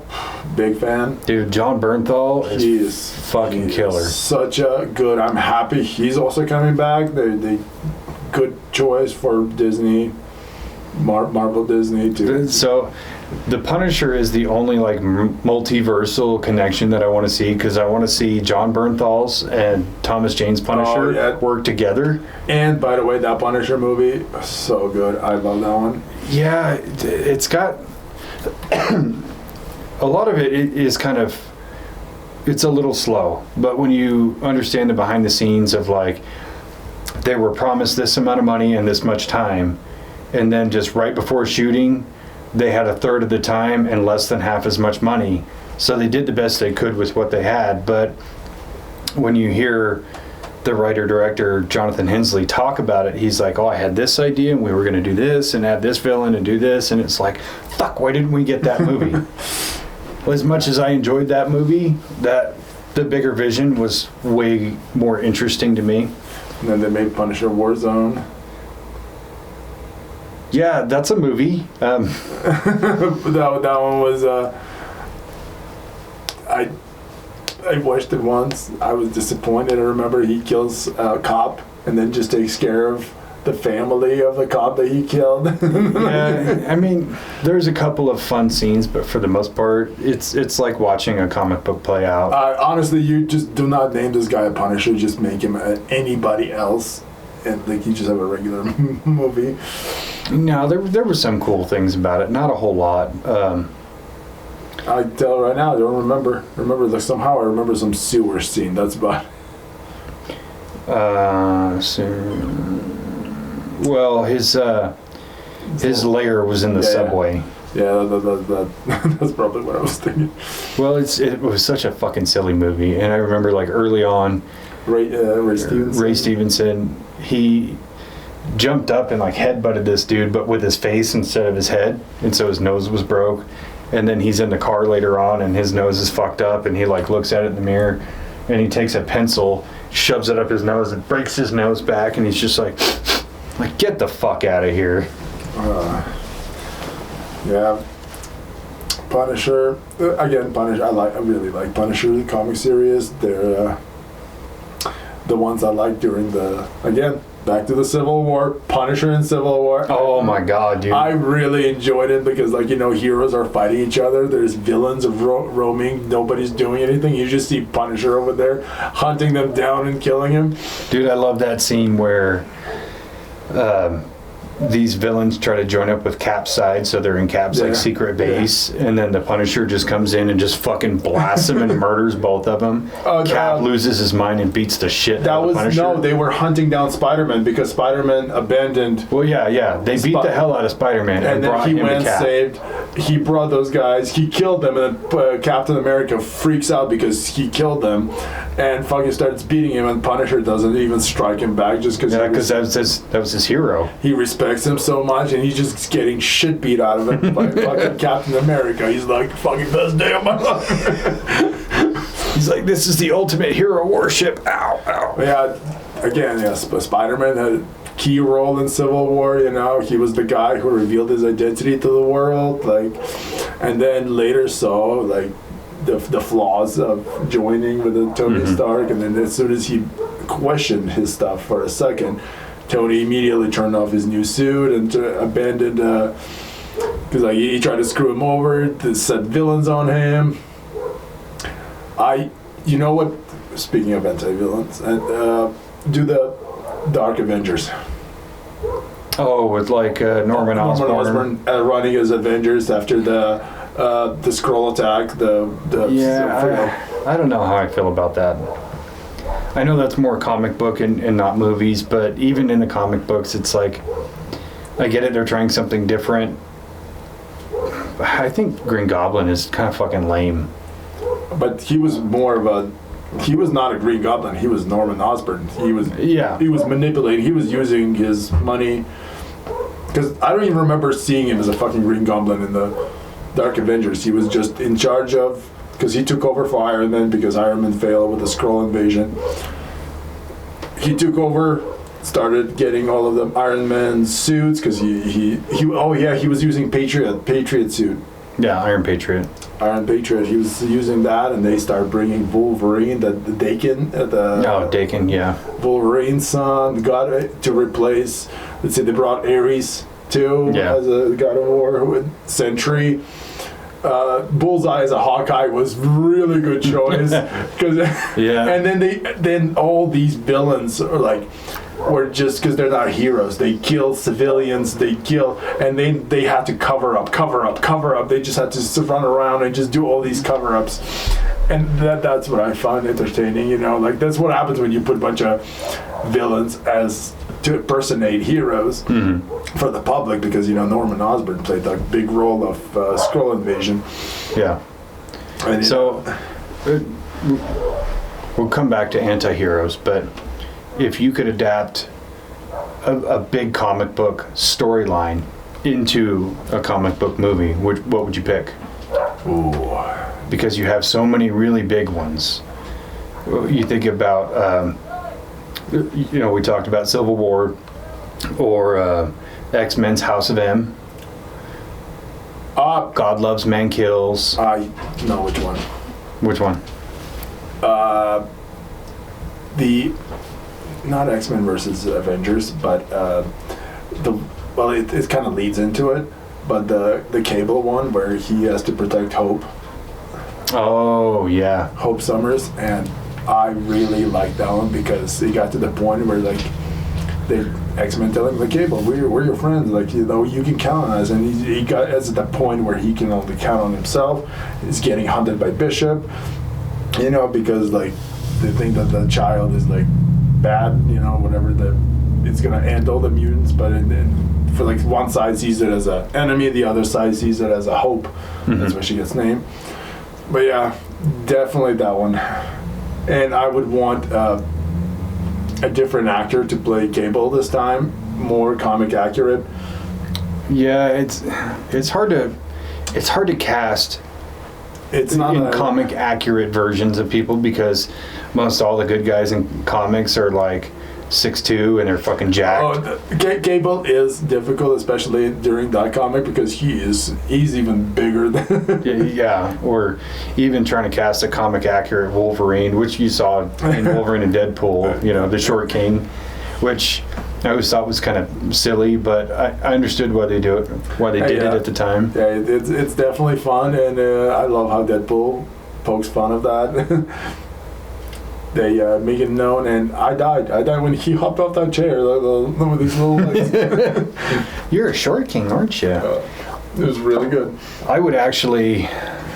So, did you watch Batman animated series in the 90s? Yeah, I know I'm just a little bit older than you, but that was still kind of popular at the time. It was still good. I remember it. I remember certain episodes. That's about it. Because it was on TV a lot, and I would watch it. Oh, I watched that shit religiously. But there was one episode that even when I was a kid, I thought this episode would make a brilliant movie. And it was the episode was called Almost Got 'Em. And so all these villains, you had like Killer Croc and Poison Ivy and the Penguin and the Joker and whatever, they're all sitting at this table and playing cards, and they're telling stories about how they almost killed Batman, right? And each story is really short because it's a 30-minute cartoon. Yeah. But I thought, how fucking cool would that be as a movie? But because you're telling it from the perspective, or from the perspective of each different villain, that they see Batman differently. So you could, let's say you had 5 villains tell 5 stories, cast 5 different people as Batman with 5 different suits. I see what you're saying. Warner Brothers, give me a call.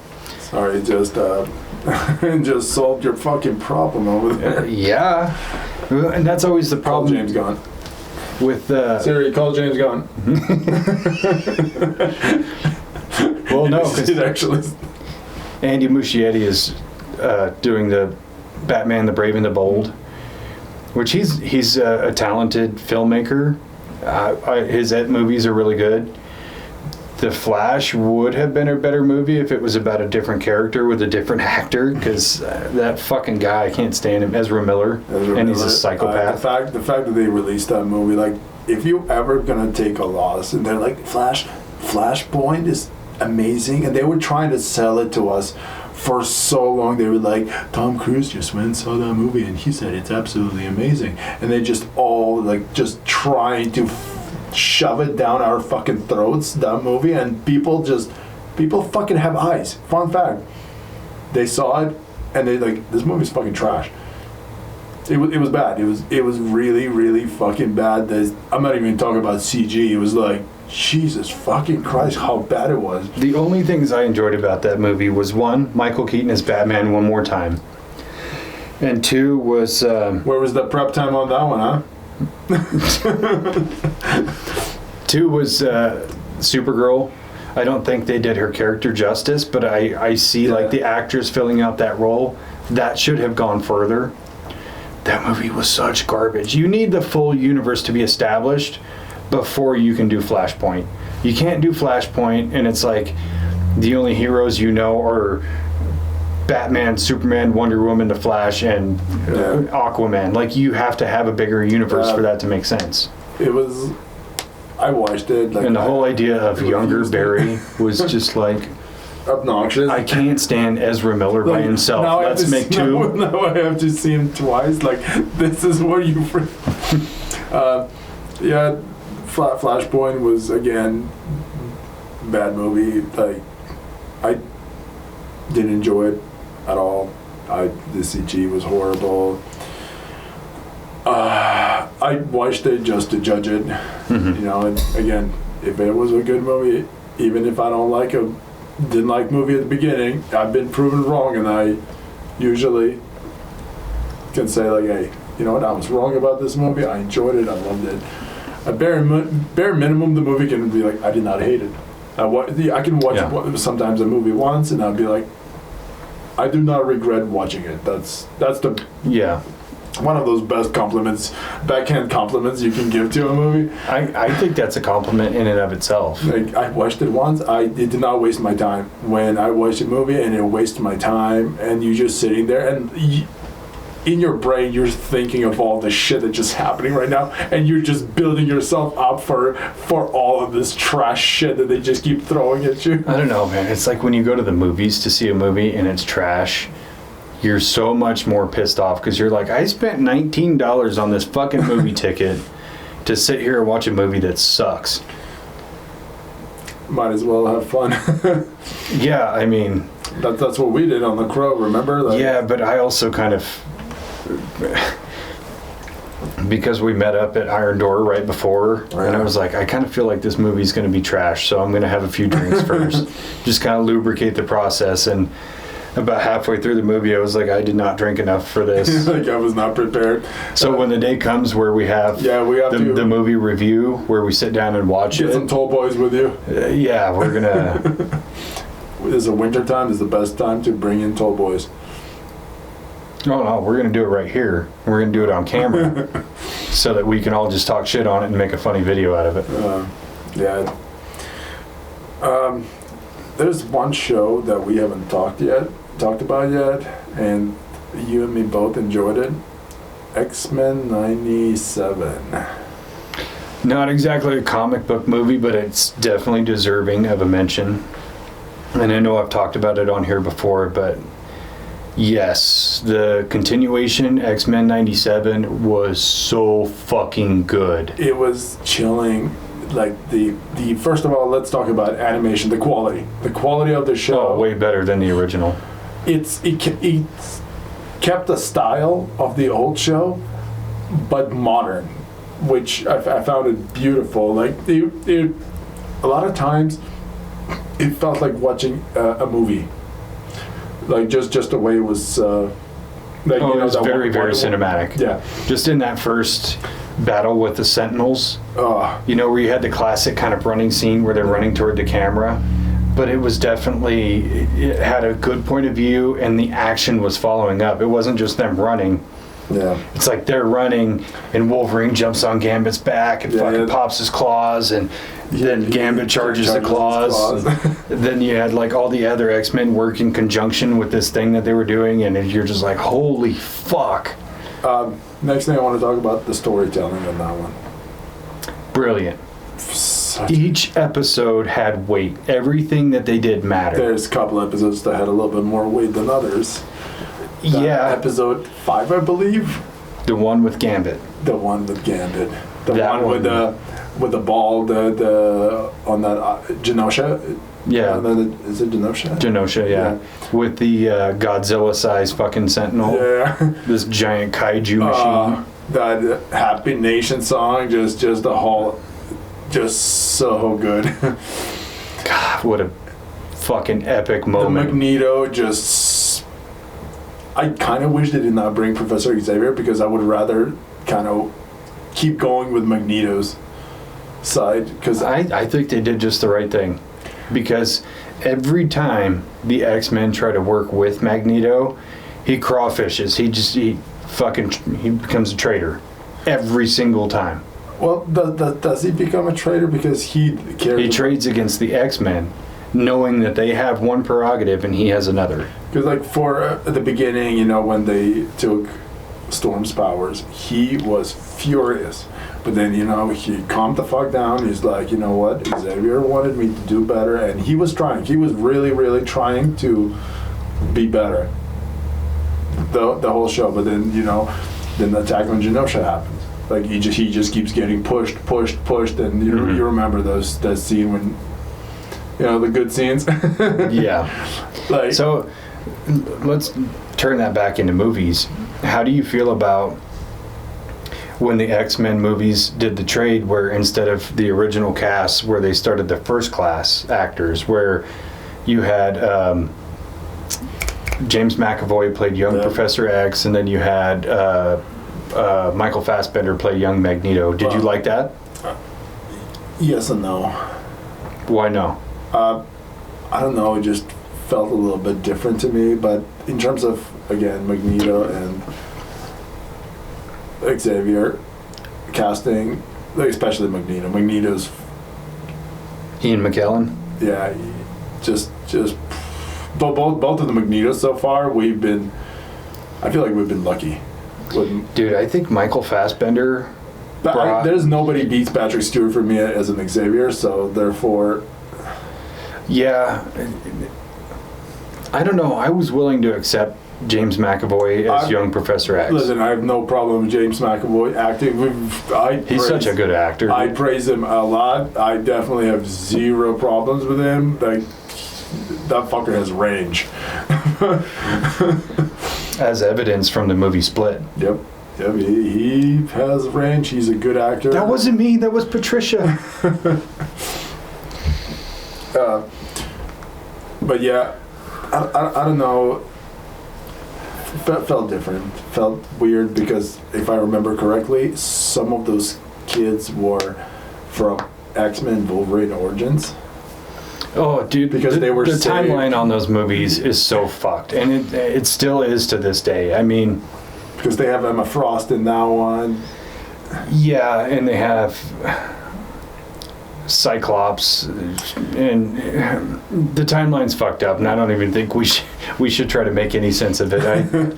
Let's just accept it the way it is. I mean, the problem I had with the first class movies is like the first one takes place in 1963, and then the next one is 1973, and then 1983, and then 1993, and you're just like, these guys are only like 7 or 8 years older in real life. Like, they just keep trying to. Yeah, those X-Men movies, some of them are good, some of them okay, some of them are absolute trash. Like, I to this day barely remember the Phoenix one. God, what a piece of hot garbage. Like, that's the one that hurt me the most. Because they were hyping it. They overhyped the shit out of it. No, the problem I had was the nostalgia factor for me, because the X-Men cartoon came out in 1992, right? Mm-hmm. And I was enamored with this show. And so when you had the X-Men in the 90s, it was very 90s stylized.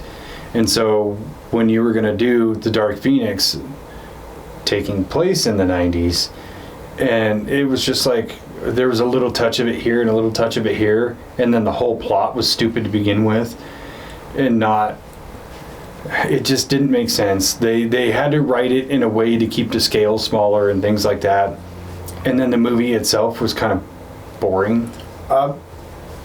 I wish they kept Mystique as a villain, just not a try not to shove her in as one of the heroes, one of the X-Men. That felt a little bit wrong to me. Like, she's a great villain, especially like in the original X-Men movies. Mm-hmm. She's good. She's slippery too. She keeps surviving. Every time they thought they got her, they're like, bitch, I'm freaking much better. You know, if I was going to make an X-Men movie, I would make it take place in the 90s. I would basically do X-Men 97 as a movie. Yeah, and that would be a good choice. Comic accurate costumes, even though the costumes don't really make sense, I would still do it. Especially the ones from the show. Just like Cyclops has all the retro stuff. Yeah, like he has this belt with like a sash thing with all these pouches. Have you ever seen him pull anything out of any of those pouches? Or, the only costume that like I've learned over time with fan theories that makes more sense is why Wolverine wears yellow. Because it's a big loud color, he's trying to draw attention, so like he would absorb more attacks and protect the younger X-Men because he could take it. And I thought, that's genius. They should just write that in. Yeah. Yeah. I would like to see a good Wolverine and Sabretooth movie. Just two of them. You know, Deadpool, they fucking got me so fucking good. They fucking got me. People have been waiting decades for this rematch. I was so excited. I was so happy, and like it was coming. I was not let down at all. I was like, oh my god, I wanted this brutal fucking 5 minute battle of like and him ripping his fucking head off. It's just like shing, and they're like. No, dude, if I was gonna make, but it was supposed to be like that. Yeah. But I would want the whole movie like that. Well, you just came off the heels of the Wolverine and Deadpool fight, and then it's like, oh, are we really gonna go into another big fight? Nope. JK, motherfucker. I would like to see a movie of just Wolverine like living with one of his wives or whatever, and then Sabretooth showing up and killing her, and just having this revenge movie, brutal fucking rated R. No, I've thought deeply about this. Obviously, my favorite character is Wolverine. I mean, and it sounds weird, second to that is Superman. But I've thought about if I was going to make a trilogy of Wolverine movies, I already know what I would do. Movie 1 would be the Weapon X program. Not just the adamantium process, but all the other... Black Ops shit that he was doing for Well, yeah, the Black Ops stuff, and then how they also had Sabretooth and Deadpool, and there was Maverick. Maverick. Like, put those guys in it. So it's like you actually have some villains for it too, and just have that kind of work as the origin story. The second movie would be Omega Red. Oh, Omega Red, they're good. Yeah, because those two battling was always so fucking cool, and maybe even like make Omega Red a little OP, so Wolverine has to join forces with Colossus. And then third movie would be let's come back to the Weapon X, and we have to kill Sabretooth. They have so much with Wolverine. Like Hugh Jackman's not back on board, so they're not letting. Until you're 90. Just make these kind of characters. I want them to keep making it gory, like blood, like what. Making PG-13 movies with those characters, like you might as well just fuck it up right there. Just don't even release it. Don't even bother, because I don't know if you remember, they promised us the first Venom rated R, and that was a big promise. They're like, you know what? It's happening. And then right before the release, they're like, oh, it's actually PG-13 all of a sudden. Well, they also promised us a rated R RoboCop reboot, and they promised us a Good Crow reboot. Just please, like, I don't know if you saw about the Wolverine video game coming. But they're working on it. And that's been coming out for like 5 years now. This one is, I think, 2 years now. I looked it up not that long ago on Steam, and I think it comes out next year. Oh, there's actual date on it. I just saw that trailer that they released in the bar, and he just like puts his fist down and pops the claws. I just love the last Wolverine game that we got. Oh, with the Origins movie? Yeah. That game was fucking dope. So good. The limbs were flying everywhere. The executions. It was so I love that you would see him get wounded and he's like missing a piece of his rib cage, and then slowly it comes back. His heels, the clothes would still be ripped off. They did. I wish they did such a good job on the fucking movie. There was another X-Men game that I played a long time ago, and you could either play as Wolverine, Iceman, or Nightcrawler. And to me, the mechanics were genius. I think I remember what. Yeah, because Iceman only traveled by the sliding thing. Nightcrawler, you could map out points where you would teleport to. Was that X-Men 2? I want to say it was X-Men 2, X-Men United. I remember that game. God, I can't believe somebody I remember playing that. I cannot remember if I ever beat it. I did. I can't remember. anything, but I remember playing as those 3 characters, and I was like, this is fucking awesome. Dude, I'm gonna have to look it up on Steam, see if it's there. I'm doing it. But the problem is, when you're playing those old games, now you get a little disappointed, so you have like a memory of the game. No, I think for me, the nostalgia is still there. But when you play it now, you go, oh man, the graphics kind of suck, or the controls are wonky. The graphics is the one that always gets me. Well, it's like I downloaded the Tomb Raider trilogy on Xbox, and you play it, and it's like, God, the controls are really clunky, but it's still fun, and you still remember, the good memories. The only one that's still the same for me is like Crash Bandicoot. Oh, Crash Bandicoot. Because I'll play that like it's my first time. I don't care. It's been the same game over and over. You're just fucking rolling it. So speaking of X-Men and Wolverine, and X-Men 2 specifically, so in X-Men 1, Hugh Jackman was really good as Wolverine. But even though he was essentially the star of the show, he was kind of underutilized as Wolverine. You didn't really see Wolverine moments. X-Men 2, when they invaded the mansion, that first soldier cut his face and he's holding him back, and then he pushes him and fucking stabs him into the fridge, that to me was that's Wolverine. That is Wolverine. He's the 100%. Only professor defending the school right now. Yep. And he's just going. And he's going hard on everybody. Because if I remember correctly, Cyclops and Professor X left to go talk to Magneto. Yeah, and then they were captured. Yeah. And Jean and Storm were trying to find Nightcrawler, and apparently you only have 5 people running a school of 200 kids, so... Way to go. Those kids must be the most obedient kids in the world. Right? Well, I mean, when somebody can just go into your mind and just shut you down, you're going to play by the rules a little bit. But yeah, that... because the Colossus was still the older student. That was the most. Yeah. They did him so dirty in those movies. I'm happy Deadpool kind of got it fixed, because Colossus and Deadpool.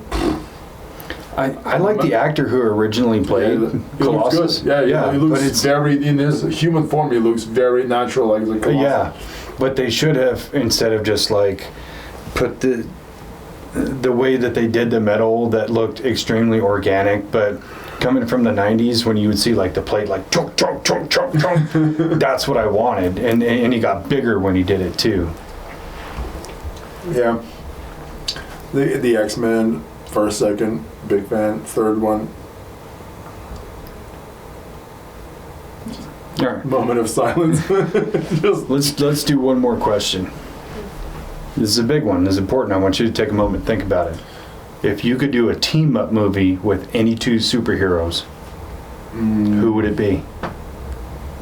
Team-up movie with 2 superheroes.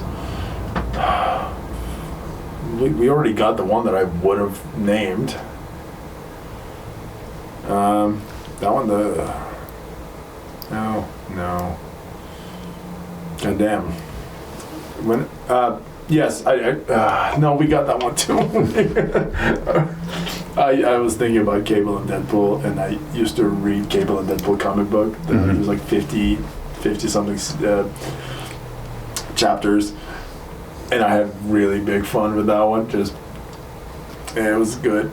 I would want more than the movie. I would want a full series just of Cable and Deadpool. I would almost rather see Deadpool and Spider-Man, because that's a whole comic line. That one would be funny just because of how annoying Deadpool is to Spider. Yeah. He just keeps annoying the shit out of him the entire time. God, I wish you would prepare me for that one a little bit, because curveball. I already had my answer prepared. I know. Well, tell me about yours. I'm gonna think about mine. It's still a little bit. Cap and Wolverine. During World War II? I would have it set in both time periods. During World War II, and then in current times.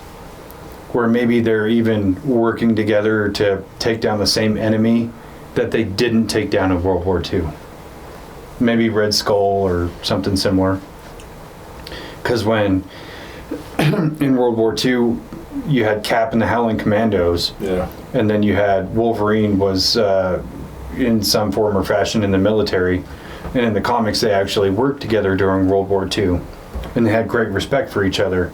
But I love the idea that a more feral, more aged, more angry Wolverine and, honest to goodness Cap are trying to do a mission together, but they have to battle with their conflicting ideologies, where Cap is like, we don't have to kill every bad guy, and Wolverine's like, fuck yeah, we do. They can't hurt anybody else if we kill them. Having those two maybe even battle it out on an occasion. The clash of ideas. Yeah. So, like, just that battling ideology, even though they're going towards the same goal. And they're not going to betray each other, but that doesn't mean they're going to get along, kind of thing. Now that you mentioned that, like, in the Civil War, when Captain America was killed, spoiler. What? Captain America was killed, and Tony Stark was sitting there at the morgue with his body. And then you just see Wolverine come in behind him. And he's like, I came here to kill you. But that's not what he would want me to do. But I'm like, but I came here to kill you. and I really like that moment a lot. That was a really powerful moment. Yeah. Of like, I could totally do it. And I really like, fucking he's want to. He's just standing there behind him. He's like, I can cut through this freaking armor. Like, no problem. Well, I mean, and that plays true to character in Deadpool and Wolverine. When they finally get a hold of Cassandra Nova, and he's like, I want to kill you. Every fucking bone in my body wants to kill you, but Charles wouldn't want me to do that. And it's almost identical. Yeah. God, what a great movie. What a great movie. Yeah. I have to watch it like once a week. I watch too much of that movie now. I have so much gear from with my popcorn bucket. I never got one. I saw that movie 3 fucking times in theaters. Yeah, you did. I saw it twice. And every time I went, they didn't have the popcorn buckets. Yeah, if it makes you feel better, when I ordered mine, mine didn't arrive until 3-4 months after the movie. Really? So I ordered it online. And yeah, they were so backed up that... I have a pretty cool Xenomorph popcorn bucket. Wait, can you fuck it? Yeah, you can fuck anything if you're brave enough. Okay, that's fair. Like this can. A hole is a hole. Well, so we still had like 85 other deep philosophical questions we have to go through, so we're going to have to do a part 2. Yes, we do. And I do have one question for you. Okay. What side character in Marvel, specifically in Marvel, deserves a standalone movie? Ooh. I can only think of one, personally. Let me hear yours. Hulk. He's been screwed just because of the rights, so he can only be as a side guy in all of the movies. But I would like to see an actual like Hulk story, just deeper, because last one I remember was Invincible Hulk with Edward Norton. Incredible Hulk, and I really love how Hulk looked in that one. Dude, I love the way he looked in that. Way better than the Avengers. 10 out of 10. That Hulk to this day is my favorite. 100%. Hulk, not like I like Mark Ruffalo as a Hulk there. I find him very funny, quirky. He's good. But the Hulk, the Hulk, holy fucking shit! He's smaller. He's smaller, but he's ripped. He's standing there like a fucking titan every time. That fight with Abomination was that fight was so good. I wish that had lasted longer. As much as I don't. As much as I'm not a huge fan of Edward Norton, I feel like he was a good pick for Banner. But the version of Hulk you saw in that movie, to me, was top tier. And I grew up on Lou Ferrigno's Hulk and the cartoon. Yeah. So it's like when I saw that, I was like, holy shit, this is pinnacle fucking Hulk. And Mark Ruffalo, to me, he's Eric Bana was dope. I loved him, but his Hulk looked kind of silly. His Hulk. He's 2003. Yeah. They were doing the best they could, and Who was the villain in that one? I don't even remember. his father, David Banner. I remember him fighting like wolves in the cabin. And Yes. it's kind of went blank. Tanks. Yeah, there was tanks, and then in the end, it was his father, because his father could basically absorb radiation and energy, and they weren't really clear about it. You kind of had to put it together on your own.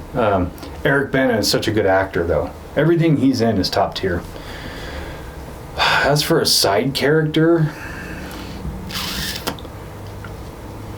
I think an easy answer is Gambit. And as much as I loved Channing Tatum's Gambit, I would want to see somebody else do it. Please, I think let's that idea already died. Let's move on. We went to the funeral of the Deadpool movie. No, I would want to see the more X-Men cartoon version of Gambit. Yeah. Like the tall, slender, super agile. But I don't know if that's who I would actually pick. It's a tough one because they either already got their at least bare minimum a TV show or one movie. You know what? I'm gonna throw you a curveball on this. This just occurred to me. Uncle Ben. Yeah, fuck, kill him. No. Fuck, kill him. You gotta hear me out. Uncle Ben, but he was a soldier. He was a war hero. He did all these really cool, amazing acts, and then you could go into PTSD and how his relationship with May changed him and made him a better man. And then he's a really old man, and then he sees a bad guy doing a bad thing, and he tries to summon up that like old school badass and forgets that he's fucking old and gets murdered. Like, you have a big character arc there. I would go for it. A standalone movie? I thought you were asking me fuck, marry, kill. Like the kill. Oh God, yeah. It's a canon event. It is a canon event. He needs to die. Sorry, buddy. I didn't make the rules up. We just have to abide by them. Now, there's so many characters in the Marvel universe. It's hard to just pick one. Yeah, I think as long as it's creative and doesn't just like play to the same old cut and paste story model, do something different. Experiment, but like even this idea of Uncle Ben, you could tell that whole fucking story and then only at the end reveal that it's Ben Parker. Just, yeah. Oh, don't worry. Madam Web reminds you every single time that it's... They could be talking about something totally different and be like, oh, by the way, this is Ben Parker. You know, the guy who says the thing. Yeah, the guy. Yeah, the fucking every 3 seconds. Yeah. I forgot about that until we start talking. I wonder if Spencer's seen that movie, because we're gonna have to do one of those movie reviews with that one. Oh yeah, definitely watch it. And just like be like. I'm gonna pull a yeg. Just like stare. He's like, look at his reaction. The guy's about to walk in the diner. All right, let's pull the plug on that one. Yeah, we got to do a part 2 here soon. All right, sounds good. It's definitely was a good one. Covered a lot of subjects, a lot of on the fly stuff too. On the fly stuff. No, we have legitimate questions too we do that are fucking super good. So stay tuned for part 2. Okay, love you. Bye-bye. Thank you.